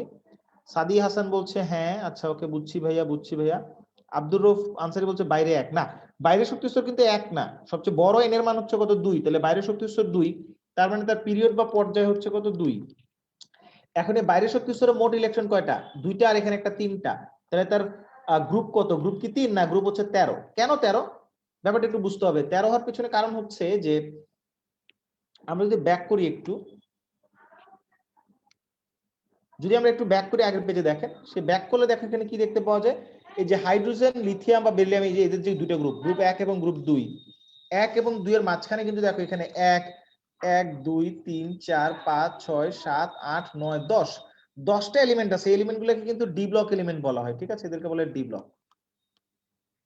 কোষ তাদের ইলেকট্রন বিন্যাসে ইলেকট্রন লাস্ট ইলেকট্রন ডি তে প্রবেশ করে বলে তাদেরকে ডি ব্লক এলিমেন্ট বলা হয়, ঠিক আছে। তো ডি ব্লক এলিমেন্ট গুলার 10টা এলিমেন্ট যেহেতু মাঝখানে আছে, তাহলে যেটা করতে হবে আমাকে আউটার শেলের ইলেকট্রনের সাথে এবার 10 যোগ করে দিতে হবে। তাহলে আউটার শেলের ইলেকট্রন কয়টা, আউটার শেলের ইলেকট্রন হচ্ছে এখানে কয়টা, 3টা, তাহলে 3 আর 10 যোগ করলে 13 হয়। দেখো তো গ্রুপ 13 তে অবস্থান কিনা তার, হিসাব করো। 1 নাম্বার গ্রুপ, 2 নাম্বার, এখানে 10টা 12টা হলো, আর এই 13টা 13 নম্বরে অবস্থান করে। তাহলে এবার আমরা একটা কাজ করি, আমরা হচ্ছে এবার হচ্ছে ক্রোমিয়ামের অবস্থানটা নির্ণয় করার চেষ্টা করি। তাহলে ক্রোমিয়ামের অবস্থান যদি নির্ণয় করতে যাই, তাহলে এখন আমি দেখো ক্রোমিয়ামের অবস্থান নির্ণয় করব। ক্রোমিয়ামের ইলেকট্রন বিন্যাস লিখছি। ক্রোমিয়াম হচ্ছে 24, ইলেকট্রন বিন্যাস করলে আসবে 1s2 2s2 2p6 3s2 3p6 তারপর আসে হচ্ছে 4s2 3d5, 4s1 3d5। তাহলে 4s1 3d5 এখন ব্যাপার হচ্ছে দেখো যে এখানে আউটার শেল বা এখানে পিরিয়ড কত, পর্যায় কত, কুইকলি কমেন্ট করে দেখি।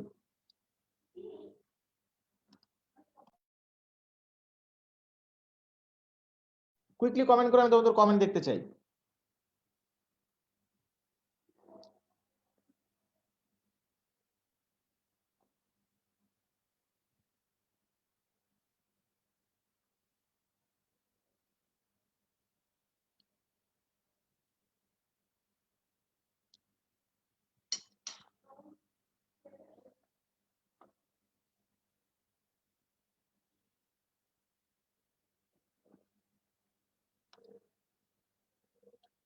আচ্ছা, পজিশন একটু ঘিঞ্জি হয়ে গেছে, আমরা পজিশন একটু ক্লিয়ার করার চেষ্টা করি।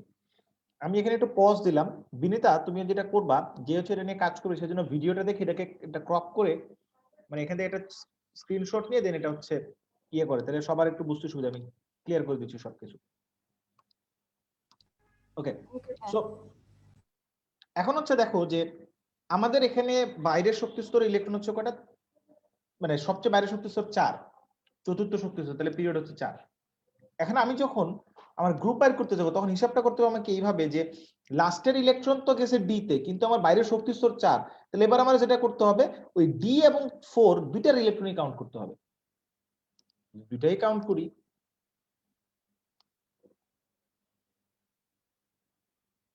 আচ্ছা, একজন বলছে হিলিয়াম তো 2 এর থাকার কথা, কিন্তু কেন 18? আমি অ্যান্সার দিব, ধৈর্য, আস্তে আস্তে আমরা দিকে যাচ্ছি। ব্যাপারটা হচ্ছে দেখো যে তার ইলেকট্রন সংখ্যা এখানে কয়টা, ইলেকট্রন সংখ্যা হচ্ছে দেখো যে এখানে একটা আর এখানে 5টা, মোট হলো কয়টা, 6টা। ঠিক আছে, তাহলে আমার ইলেকট্রন সংখ্যা যদি 6টা হয় তাহলে এখান থেকে আমি লিখতে পারি যে দিস ইজ 6।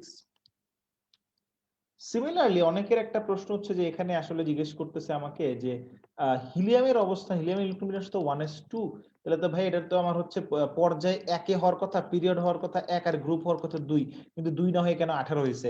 আচ্ছা, 2 না 18, তাড়াতাড়ি বলেন তো।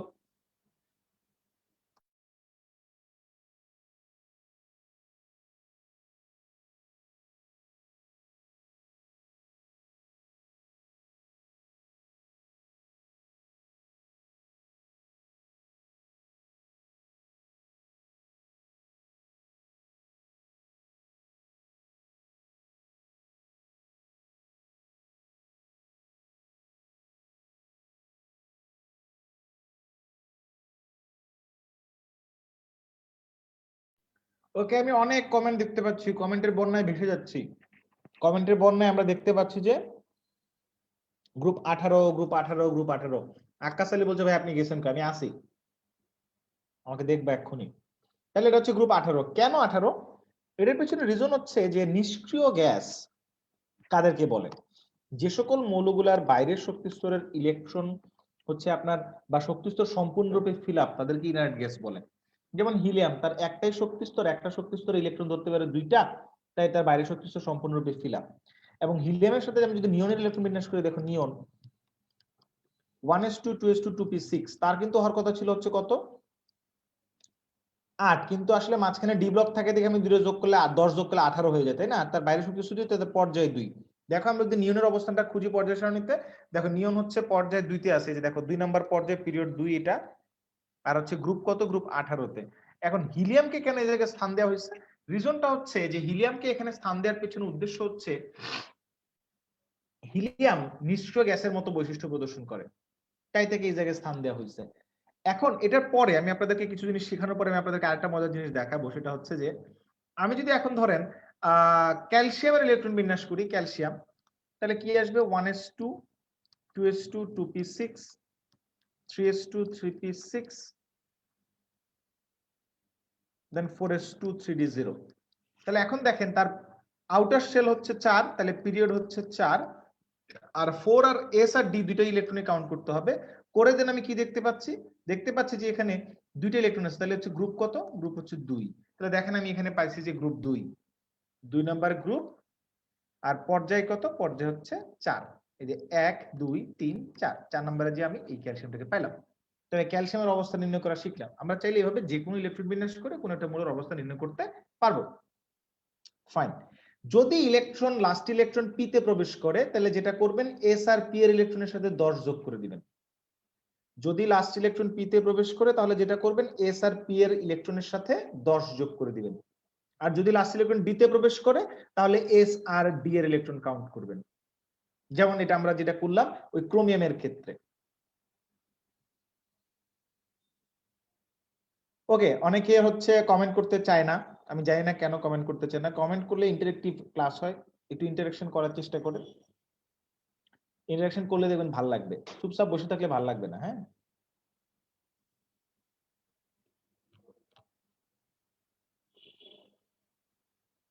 একজন বলছে এসআরপি থেকে 10 যোগ করতে হয় কেন, সেটা আমি বলছি ভাই, তুমি ভিডিওটা আবার দেখবা, দেখলে পরে বুঝতে পারবে যে কেন 10 যোগ করতে হয়।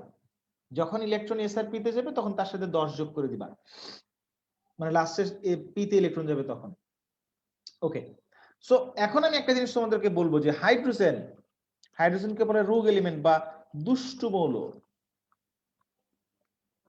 কেন বলা হয় বলতে পারবা? কারো কোনো আইডিয়া আছে হাইড্রোজেনকে কেন দুষ্টু মৌল বলে? কুইকলি একটু কমেন্ট করে দেখি।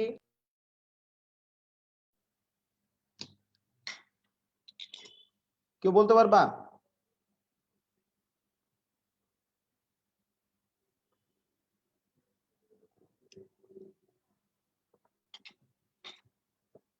জানে না, গেলমানুল বলছে, অর্ণব বণিক বলছে জানি না।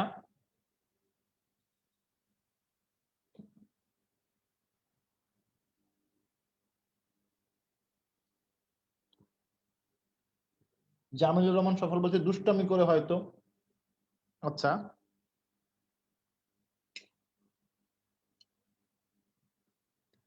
কেউ বলছে আই হ্যাভ নো আইডিয়া।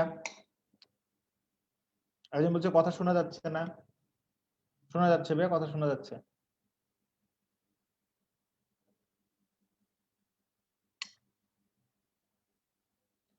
একজনকে পাইছি কণিকা রানী দেবী, দেবী সে একটা দারুণ অ্যান্সার দিচ্ছে। সে বলছে যে সে অনেক সময় ইলেকট্রন গ্রহণ করে আবার অনেক সময় ইলেকট্রন ত্যাগ করে।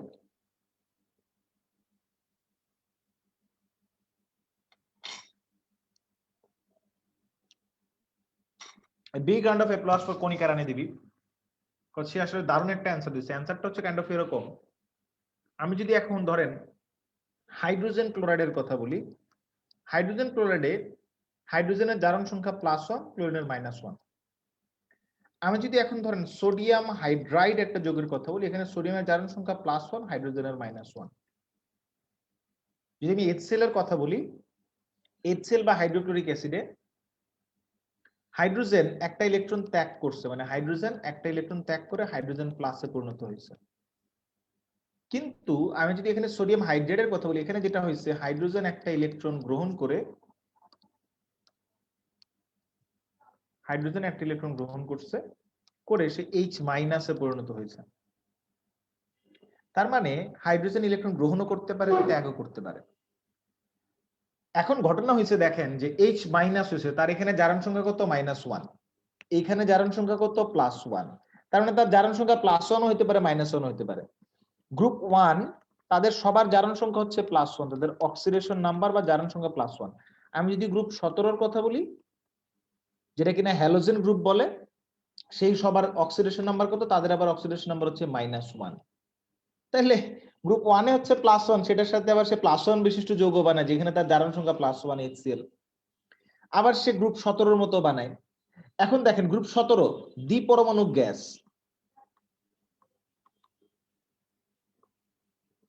হাইড্রোজেনে কিন্তু দ্বিপরমাণু।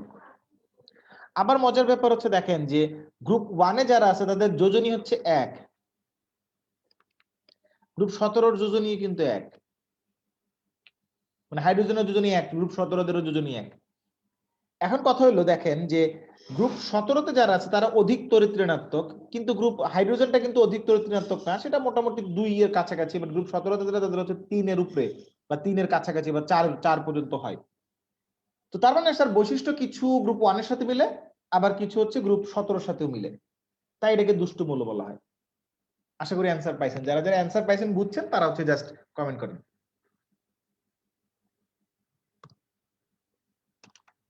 আমি দেখি কমেন্ট দেখি। এত তো বিশাল অ্যান্সার দিছে বাবা।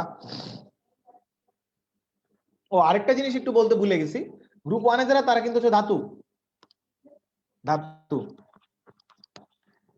গ্রুপ 17 কিন্তু অধাতু। এখন হাইড্রোজেন কিন্তু আবার অধাতু, ঠিক আছে? আবার লিথিয়াম, সোডিয়াম, পটাশিয়াম এরা হচ্ছে ধাতু। এই যে একটা প্রবলেম, এই প্রবলেমটার জন্য হচ্ছে আসলে এটাকে দুষ্টু মৌল বলা হয় বা রোগ এলিমেন্ট বলা হয়। এবং এখন কথা হচ্ছে তাহলে হাইড্রোজেনকে কেন গ্রুপ 1 এ স্থান দেওয়া হলো? দেখি কমেন্ট করেন তাড়াতাড়ি, দেখি কমেন্ট করেন, কুইকলি কমেন্ট করতে হবে, নাহলে হবে না। কমেন্ট না করলে হবে না, কমেন্ট করতে হবে, কুইক কমেন্ট করতে হবে।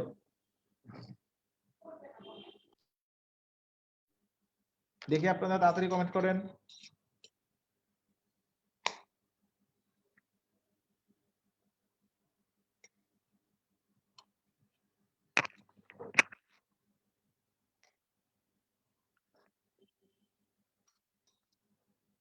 ওই কমেন্ট দেখতে পাচ্ছি না তো।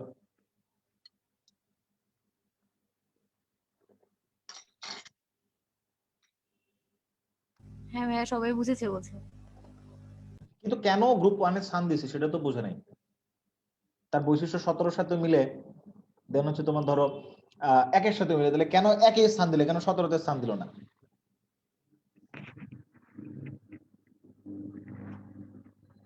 আচ্ছা, সহজভাবে আপনাদের বোঝানোর জন্য যদি বলি, তার ম্যাক্সিমাম বৈশিষ্ট্যগুলা বা তার ম্যাক্সিমাম প্রপার্টিস, তার ম্যাক্সিমাম যৌগগুলা গ্রুপ 1 এ যারা যৌগ গঠন করে তাদের মতো গঠিত হয়। এবং ম্যাক্সিমাম ক্ষেত্রে হাইড্রোজেন H+ আকারে অবস্থান করে, খুবই রেয়ার কেস সে H- আকারে অবস্থান করে। আরেকটা ব্যাপার, তড়িৎ বিশ্লেষণ করলে গ্রুপ 1 এ যারা আছে তারা ক্যাথোডে জমা হয়, তেমনি হাইড্রোজেনে কিন্তু গ্রুপ 1 এ মানে ক্যাথোডে জমা হয় তড়িৎ বিশ্লেষণ করলে। এরকম কিছু গুরুত্বপূর্ণ বৈশিষ্ট্যের জন্য আসলে হাইড্রোজেনকে গ্রুপ 1 এ স্থান দিয়েছে। আর একটা মজার ব্যাপার হচ্ছে, হাইড্রোজেনকে গ্রুপ 1 এ স্থান দিয়েছে এবং হিলিয়ামকে গ্রুপ 18 তে স্থান দিয়েছে। দেখেন পজিশনটা খুব দারুণ হয়েছে, কিন্তু দারুণ হয়েছে না? এক পাশে তার হাইড্রোজেন, আরেক পাশে হিলিয়াম, মাঝখানে বিশাল গ্যাপ, তারপর আবার একটা একটা করে বাড়ছে। এখন যদি আমি একটা কাজ করতাম, হাইড্রোজেনকে এই জায়গায় স্থান দিতাম, দেখতে একটু কেমন বদখত হয়ে যেত না পর্যায় সারণীটা? অথবা হিলিয়ামকে গ্রুপ 2 এর জায়গায় দিতাম, তাহলে আলটিমেটলি দেখতে একটু কেমন জানি লাগতো না?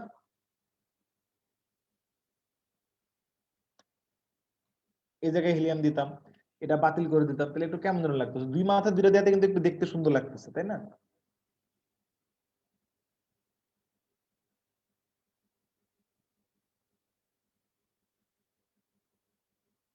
গিলমানুন বলছে জি স্যার। দেওয়ান মেহরুন্নেসা মোরন বলছে যে তড়িৎ ঋণাত্মক তাই। রেধিকা বলছে গ্রুপ 1 এলিমেন্টের সবচেয়ে বেশি মিল পাওয়া যায়। এন্ড সাদি হাসান বলছে যে কি, সাদি হাসান বলছে কি বলছে? সাদি হাসান বলছে যে সাদি হাসান বলছে সাদি হাসান কি বলছে? আচ্ছা, সাদি হাসান বলছে কি যেন ভুলে গেছি, দেখতে পাইনি। দেন আর কি ওকে, সবাই বলছে বুঝতে পারছি। Monir Hasan hydrogen non metal potassium গ্রুপের অবস্থা স্থাপন করে একটি ক্ষার ধাতুগুলোর মতো। মনির হাসান বিশাল বিশাল কিছু কথাবার্তা বলছে। এবং আরেকটা ব্যাপার হচ্ছে, ইলেকট্রন বিন্যাস করে যে বা পারমাণবিক সংখ্যার উপরে ভিত্তি করে যে পর্যায় সারণীতে স্থান দেওয়া হয়, সেই ইলেকট্রন বিন্যাস করে আমরা যে সূত্রের মাধ্যমে যে রুলস গুলো ফলো করে মানলাম, সেটা কিন্তু আসলে ওই গ্রুপ 1 এর সাথে মিলে যায়। এবং আরেকটা ব্যাপার হচ্ছে, দেখেন গ্রুপ 1 এ যারা আছে তাদের সাধারণ ইলেকট্রন বিন্যাস হচ্ছে NS1, এবং NS1 মানে তার বাইরের শক্তি স্তর ইলেকট্রন বিন্যাসে NS1 হবে। যে দেখেন হাইড্রোজেন 1s1, লিথিয়ামের কি 1s2 2s1, সোডিয়ামের 1s2 2s2 2p6 3s1। দেখেন সবারই বাইরের শক্তি স্তর ইলেকট্রন বিন্যাস 111। সো দ্যাট ইজ ওয়াই কিন্তু তারা গ্রুপ 1 এ স্থান দেওয়া হয়েছে। এবং পজিশনটা কিন্তু আমরা ওইভাবে ফাইন্ড আউট করছি ইলেকট্রন বিন্যাসের মাধ্যমে। হ্যাঁ, তো সেটা থেকে আসলে বলা যায় যে কেন তারা গ্রুপ 1 এ স্থান দেওয়া হয়েছে।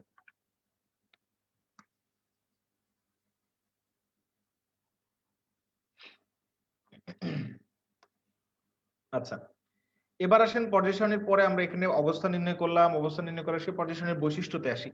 পর্যায় সারণীর বৈশিষ্ট্য নিয়ে আলোচনা করার আগে আমাদেরকে একটু ব্লক ভিত্তিক মূল নিয়ে আলোচনা করতে হবে। ব্লক ভিত্তিক মূল বলতে কি বোঝায়? আমি পর্যায় সারণীর একটা রাফ ছবি আঁকানোর চেষ্টা করি এই জায়গায়।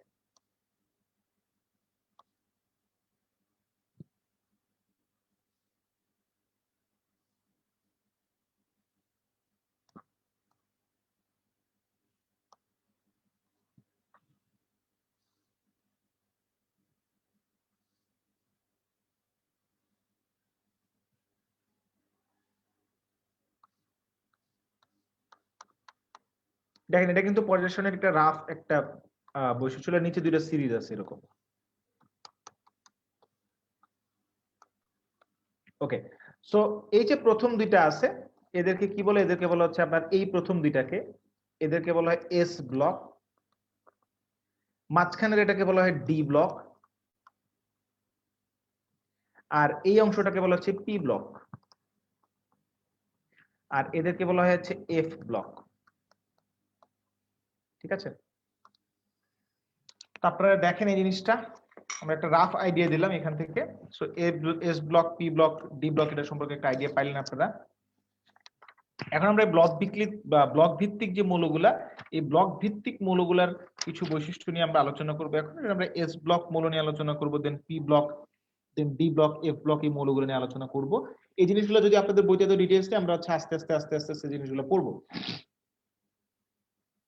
তো এস ব্লক যারা, তাদের সাধারণ ইলেকট্রন বিন্যাস হচ্ছে NS1 থেকে 2। মানে ব্যাপারটা হলো যারা কিনা এস ব্লক, তাদের এস ব্লক কাদেরকে বলবো? যাদের বাইরের শক্তি স্তরে ইলেকট্রন এস অরবিটালে প্রবেশ করে তাদেরকে এস ব্লক বলা হয়। পি ব্লক কারা? যাদের বাইরে মানে ইলেকট্রন সবার পরে পি অরবিটালে প্রবেশ করে তাকে পি ব্লক বলা হয়। যাদের ইলেকট্রন সবার পরে ডি তে প্রবেশ করে তাদেরকে ডি ব্লক বলা হয়। যাদের ইলেকট্রন সবার পরে এফ অরবিটালে প্রবেশ করে তাদেরকে হচ্ছে এফ ব্লক বলা হয়। ঠিক আছে, আমি কই গেলাম? আমি তো আসি রে ভাই।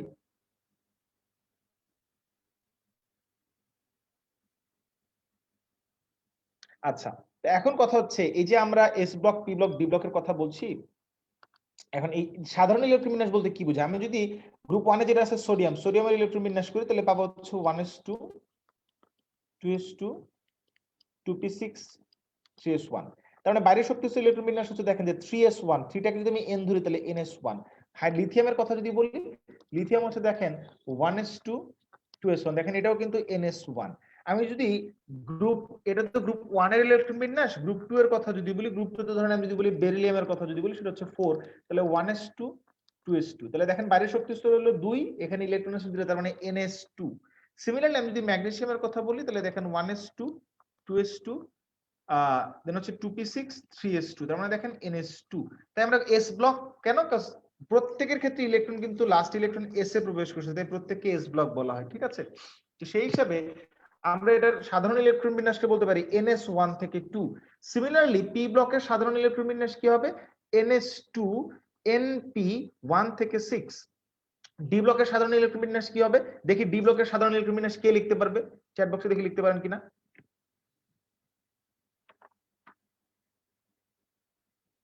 দেখি দেখি কে লিখতে পারবে? কুইকলি লিখতে হবে, কুইকলি লিখতে হবে। ডি ব্লকের সাধারণ ইলেকট্রন বিন্যাস কুইকলি লিখতে হবে, দেরি করা যাবে না। দেখি কে পারবে।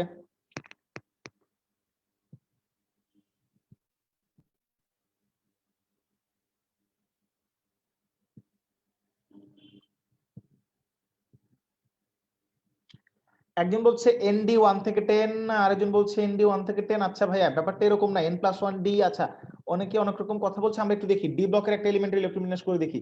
ধরেন আমরা একটা ডি ব্লক এলিমেন্টারি ইলেকট্রন বিন্যাস করব। সাপোজ যদি এলিমেন্টটা হচ্ছে এরকম, সেটা হচ্ছে ধরেন আমরা হচ্ছে শুরুতে স্ক্যান্ডিয়ামের কথা যদি বলি 21, that is 1s2 2s2 2p6 3s2 3p6 3d1 4s2।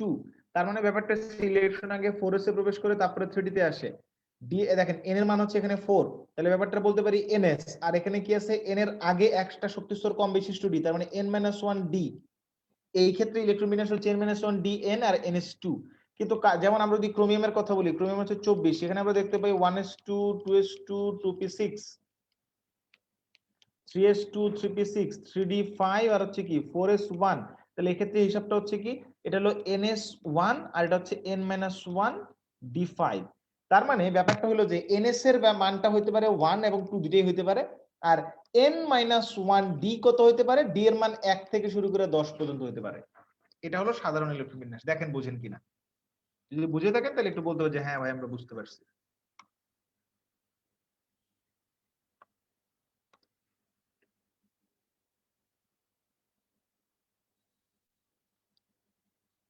Sirajum Munira comment করছে n-1 d 1 to 10 R ns2। Congratulations, আপনি ঠিক বলেছেন। দেন আক্কাস আলী বলছে রিপিট। আচ্ছা, রিপিট করছি। ব্যাপারটা হচ্ছে যে ডি অরবিটালের সবার ইলেকট্রন বিন্যাসগুলো নিয়ে বসবেন একসাথে, সবারটা নিয়ে বসবেন।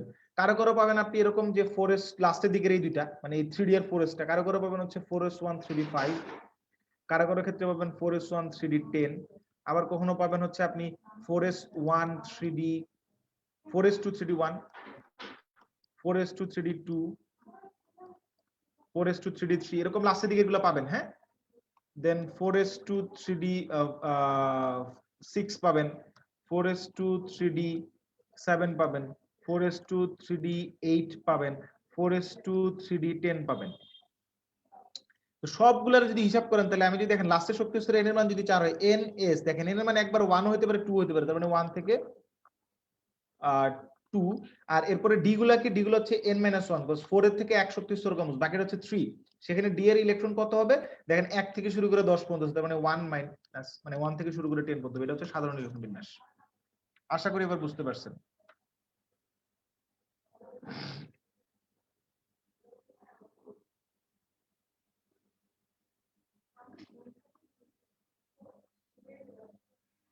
আমি কমেন্ট দেখি একটু। কখন শেষ হবে, কখন শেষ হবে?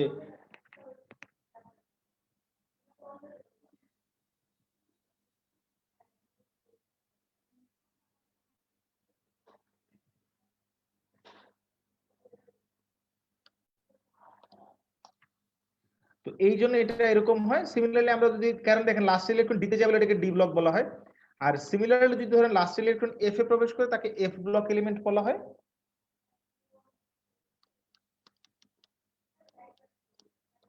দেখি কে কি কমেন্ট করতেছে। একদিন উল্টাপাল্টা কমেন্ট করতেছে, উল্টাপাল্টা কমেন্ট করা যাবে না। হ্যাঁ, দুষ্টুমি করা যাবে না, দুষ্টুমি করলে কিন্তু বকা টকা দিব আমি। আর এফ ব্লকের সাধারণ ইলেকট্রন বিন্যাসটা কেমন হয়? এফ ব্লকের সাধারণ ইলেকট্রন বিন্যাসটা হচ্ছে n-2 f 1 থেকে 14 n-1 d 0 1,2 আর হচ্ছে ns2। এটা হচ্ছে এফ ব্লকের ইলেকট্রন বিন্যাস। এটা আসলে একটু কঠিন আপনাদের জন্য, জাস্ট আপনারা একটু জাস্ট মাথায় রাখবেন, এরকম মাথায় রাখলে আর কোনো সমস্যা নেই, খুব একটা টেনশন করতে হবে না। সো নাও আমি দেখি একটু কমেন্ট দেখি তো, অনেকজন অনেকে কি রকম কমেন্ট করছে।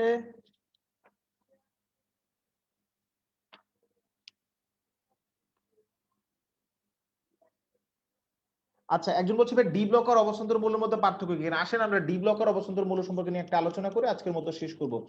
তাহলে ডি ব্লক আর অবস্থান্তর নিয়ে আলোচনা শেষ করলে কে কে খুশি হবেন? আর যদি না পড়াই দেখি তো একটু কমেন্ট করেন।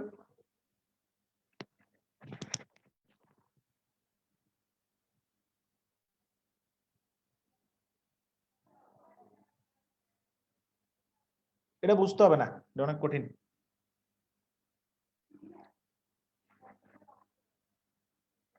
ওকে, অনেকেই বলছে যে আমি আমরা খুশি হব অনেক, আরো ক্লাস করান। আবু আবু সাইফ বলছে, আব্দুর রউফ বলছেন আমি হব না, মোর্স মেসেজ বলছে হব, নওশিন বলছে কষ্ট পাবো, নওশিন বলছে আরো পড়বো, জামিলুর রহমান সফল বলছে না আরো পড়ান, মোল্লা মনির বলছে অলমোস্ট সবাই, মোহাম্মদুল্লাহ ইসলাম বলছে we want justice, Shahina Akhtar বলছে না স্যার আরো পড়ান, কাজরি কান্তা বলছে আরো পড়ান আমি অনেক খুশি হব, সুতপা গুহ না ভাই আরো পড়তে চাই, আরো পড়ান সমস্যা নাই, 3 আওয়ার্স ক্লাস চাই। অ্যাভেঞ্জার্স কি প্যারাডক্সিমন বলছে না খুশি হব না। পি ব্লকের ইলেকট্রন বিন্যাসটা আরেকবার বলেন। পি ব্লকটা নিজে নিজে চেষ্টা করবেন। হ্যাঁ, এটা হোমওয়ার্ক দিলাম ঝর্ণা ভাই আপনাকে।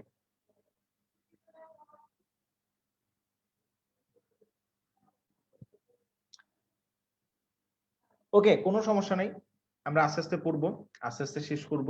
আমি তো আছি আপনাদের সাথে, আপনাদেরকে পুরো জিনিসটা আস্তে আস্তে পড়াবো, ভয়ের কিচ্ছু নাই।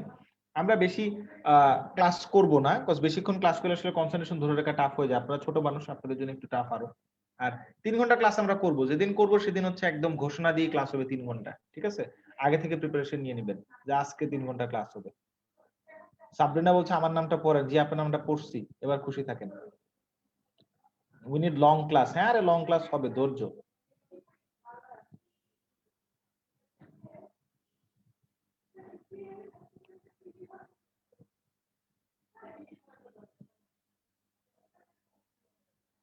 নূর আলম বলছে I love you sir and your class. এরে মিয়া কি বলো তুমি, উল্টা পাল্টা কথাবার্তা। হ্যাঁ, তুমি তো ছেলে। MB Raju Raj, I know how your profile pic looks like. What? এই রাজুরাজ এ ধরনের কমেন্ট করা যাবে না, হ্যাঁ? তোমাকে কিন্তু আমি একদম গ্রুপ থেকে বের করে দিব। এ ধরনের পার্সোনাল অ্যাটাক বিশিষ্ট কমেন্ট করা যাবে না রাজুরাজ, হ্যাঁ? তোমার টাকা ফেরত দিয়ে তোমাকে আমি এই 10 মিনিট স্কুলের ক্র্যাশ কোর্স থেকে বের করে দিব। আমি তোমার একটা স্ক্রিনশট নিলাম, তোমাকে আজকে গ্রুপ থেকে বের করে দেওয়া হবে। এ ধরনের বাজে কমেন্ট একদম অ্যালাউ করা হবে না, ঠিক আছে? আমি তোমার একটা স্ক্রিনশট নিয়ে রাখলাম এবং তোমাকে আমি 10 মিনিট স্কুলের এই ক্র্যাশ কোর্স থেকে বের করেই ছাড়বো, ঠিক আছে? হয় তুমি ক্লাস করবে, নাহলে আমি ক্লাস করব, আমি ক্লাস করাবো, মনে থাকে যেন, ঠিক আছে? এ ধরনের বাজে কমেন্ট, পার্সোনাল অ্যাটাক কখনো করা যাবে না। ওকে, সো আমরা আমাদের পড়ায় ফেরত আসি। ডি ব্লক এলিমেন্ট এবং অবস্থান্তর মূল্য। আগে ডি ব্লক এলিমেন্ট কারা? যাদের ইলেকট্রন বিন্যাস আসলে ইলেকট্রন দিতে চায় তারাই D block.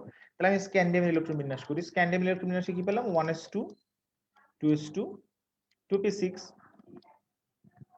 3s2 3p6 3d1 4s2।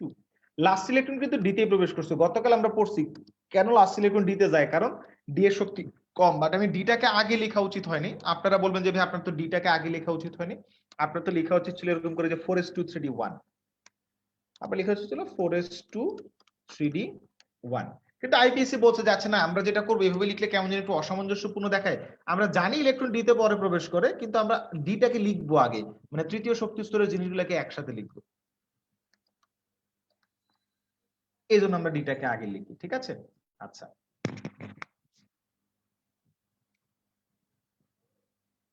Fine.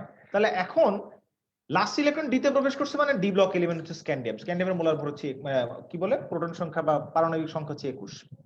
এখন আমি যদি জিঙ্কের কথা বলি, জিঙ্কের কত? জিঙ্কের হচ্ছে 30। ইলেকট্রন বিন্যাস করেন, আপনি পাবেন 1s2 2s2 2p6 3s2 3p6 দেন 4s2 3d10 পাবেন। তো এটারও কিন্তু লাস্ট ইলেকট্রন ডিতে প্রবেশ করে, তাহলে সেই হিসেবে আমরা যেটা বলতে পারি যেটা হচ্ছে ডি ব্লক এলিমেন্ট। আচ্ছা, এখন আমি যদি আয়রনের ইলেকট্রন বিন্যাস করি, দেখেন 26, তাহলে 1s2 2s2 2p6 3s2 3p6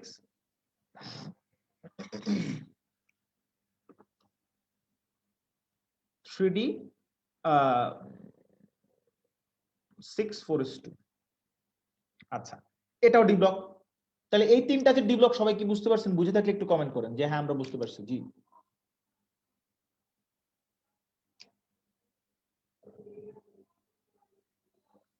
একজন বলছে পার্সোনালি অনেকে অ্যাটাক করে স্যার, আজকে একমাত্র আপনার চোখে বলে। হ্যাঁ, আমার চোখে চোখে যাদের যাদের পড়বে আমি তাদেরকে একদম বের করে দিব।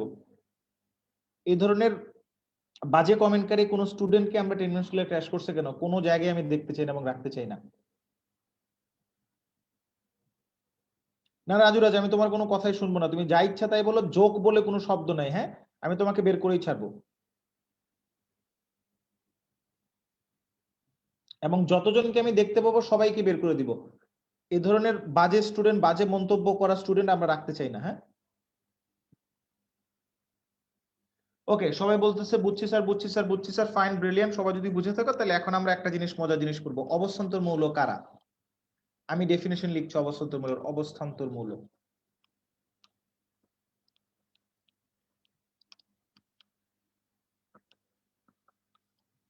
অবস্থান্তর মৌল কারা? যে সকল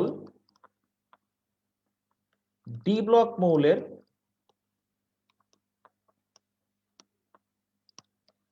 যে কোনো একটি সুস্থিত আয়নে, আয়নের ইলেকট্রন বিন্যাসে D1 থেকে 9 অবস্থা থাকবে,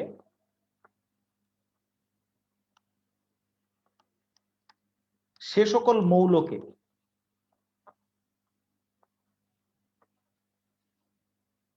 অবস্থান্তর মৌল বলা হয়। আয়নকে না কিন্তু, হ্যাঁ, মৌলকে অবস্থান্তর মৌল বলা হয়।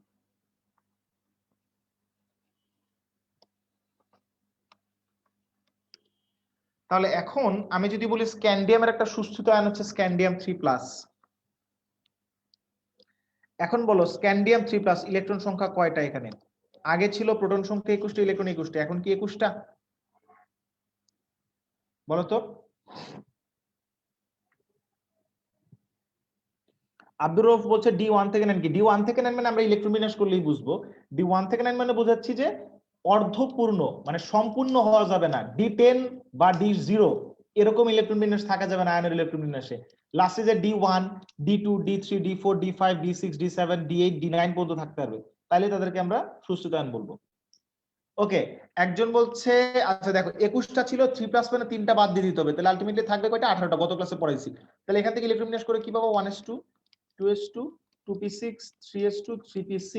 তিনটা ইলেকট্রন চলে যাওয়ার মানে স্ক্যান্ডিয়াম থেকে 3d1 থেকে একটা যাবে, 4s2 থেকে দুইটা যাবে, তাহলে আলটিমেটলি 3d0 4s2। এটা কি d1 থেকে 9 এর মধ্যে পড়ে? d1 বা 2 বা 3 এরকম কিছুর মধ্যে পড়ে না? পড়ে না। যদি না পড়ে তাহলে আমরা যেটা বলতে পারি সেটা হচ্ছে এটা কি একটা সুস্থিত আয়নের ইলেকট্রন বিন্যাসে ডি তে কোনো ইলেকট্রন নেই, তার মানে এটা অবস্থান্তর মৌল না, দ্যাট মিন্স স্ক্যান্ডিয়াম অবস্থান্তর না। জিঙ্কের একটা সুস্থিত আয়ন কত? জিঙ্কের সুস্থিত আয়ন হচ্ছে জিঙ্ক 2+।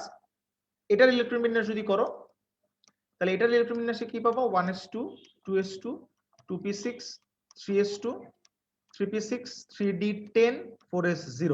তার মানে ডি কিন্তু অর্ধপূর্ণ না, সম্পূর্ণভাবে পূর্ণ। তার মানে এটাও জিঙ্কটা অবস্থান্তর না, তার মানে স্ক্যান্ডিয়াম ও জিঙ্ক অবস্থান্তর নয়। এখন দেখো আমি যদি হচ্ছে আয়রনের একটা ইলেকট্রন বিন্যাস করি, আয়রনের একটা ইলেকট্রন বিন্যাস হচ্ছে আয়রনের একটা আয়রনের সুস্থিত আয়নের 26 আয়রন 2+, তার মানে 24টা electron, 1s2 2s2 2p6 3s2 3p6 3d6। তার মানে দেখো এখানে কিন্তু ডি তে ওই d1 থেকে 9 মানে অর্ধপূর্ণ, অর্ধপূর্ণ বলা ঠিক না, মানে অপূর্ণ, সম্পূর্ণভাবে পূর্ণ বা সম্পূর্ণভাবে পূর্ণ না এরকম ইলেকট্রন আছে, 6টা আছে। তাই আমরা যেটা বলবো এটাকে, এটা হচ্ছে একটা আয়রন হচ্ছে একটা অবস্থান্তর মৌল। তাহলে সেই হিসাবে দেখো অবস্থান্তর মৌল কারা? যে সকল ডি ব্লক মৌলের যে কোনো একটি লিখতে হবে এখানে, হ্যাঁ, যে কোনো একটি।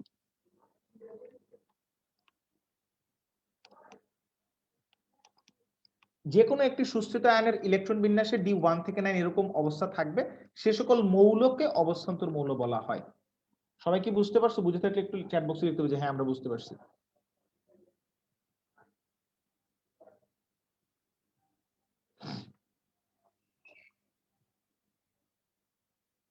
দেখি একটু কমেন্ট দেখি।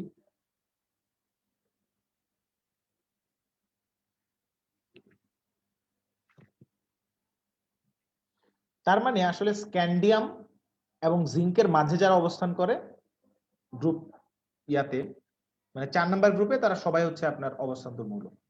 এই যে দেখেন এখানে এই যে স্ক্যান্ডিয়াম আর জিঙ্ককে বাদ দেন, তাহলে বাকি সব কয়টা হচ্ছে অবস্থান্তর, এই সব কয়টা হচ্ছে অবস্থান্তর। আর স্ক্যান্ডিয়াম থেকে শুরু করে জিঙ্ক পর্যন্ত আবার সবাই হচ্ছে কিন্তু ডি ব্লক। তাহলে একটা প্রশ্ন যদি আপনাদেরকে আমি করি, এখন প্রশ্নটা হচ্ছে এরকম যে সকল অবস্থান্তর মৌল ডি ব্লক, কিন্তু সকল ডি ব্লক মৌল অবস্থান্তর না। প্রশ্নটা বুঝতে পারছেন? তাহলে অ্যান্সার দিতে পারবেন, আশা করি অ্যান্সার দিতে পারবেন। ওকে, আমি কমেন্ট দেখছি।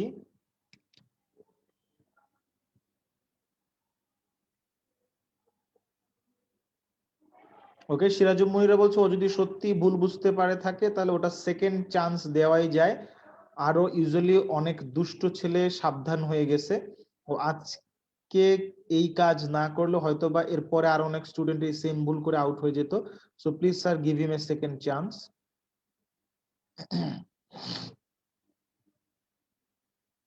ওকে, আচ্ছা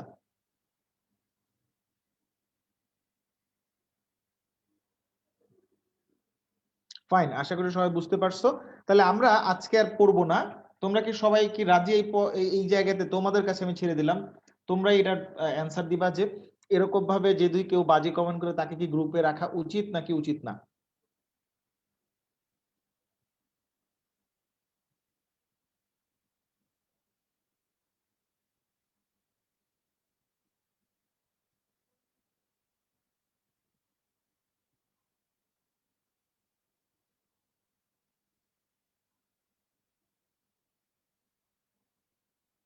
আচ্ছা, তোমরাই বলো যে আমরা কি রাজুকে আরেকটা চান্স দেওয়া উচিত, আমাদের সেকেন্ড চান্স।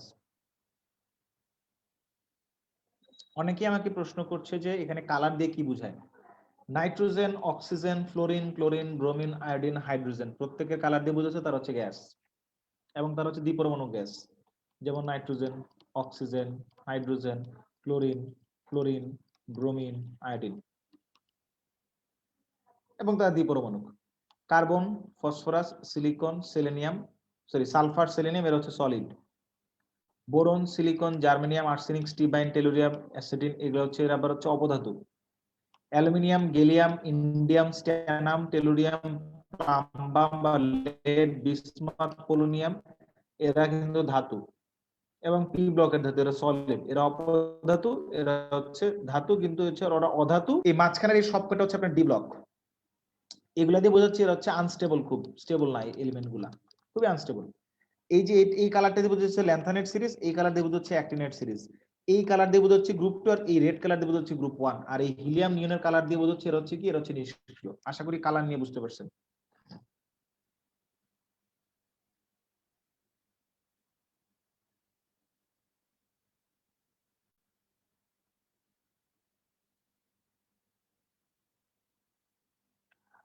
ওকে, সো আচ্ছা, এটা আমি হচ্ছে টেরমিনাল স্কুলের যারা নীতি নির্ধারক আছে বা টেরমিনাল স্কুলে যারা অপার আছে বা আরো সিনিয়র টিচার আছে সবার সাথে ডিসকাস করে দেন ঠিক করবে দেশে ওকে কি করা যায়। আচ্ছা, একজন বলছে ভাই মার্কিউরি তো তরল। আচ্ছা হ্যাঁ, মার্কিউরি তরল, এখানে অনেকগুলো ব্যাপার আছে।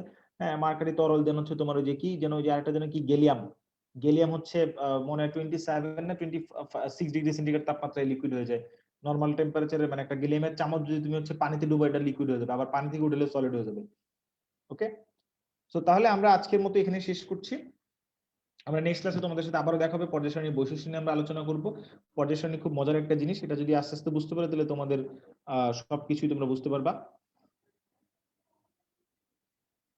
ওকে ওকে ভাইয়া, তাহলে আজকে ক্লাস শেষ করছি, সবাই ভালো থাকবেন।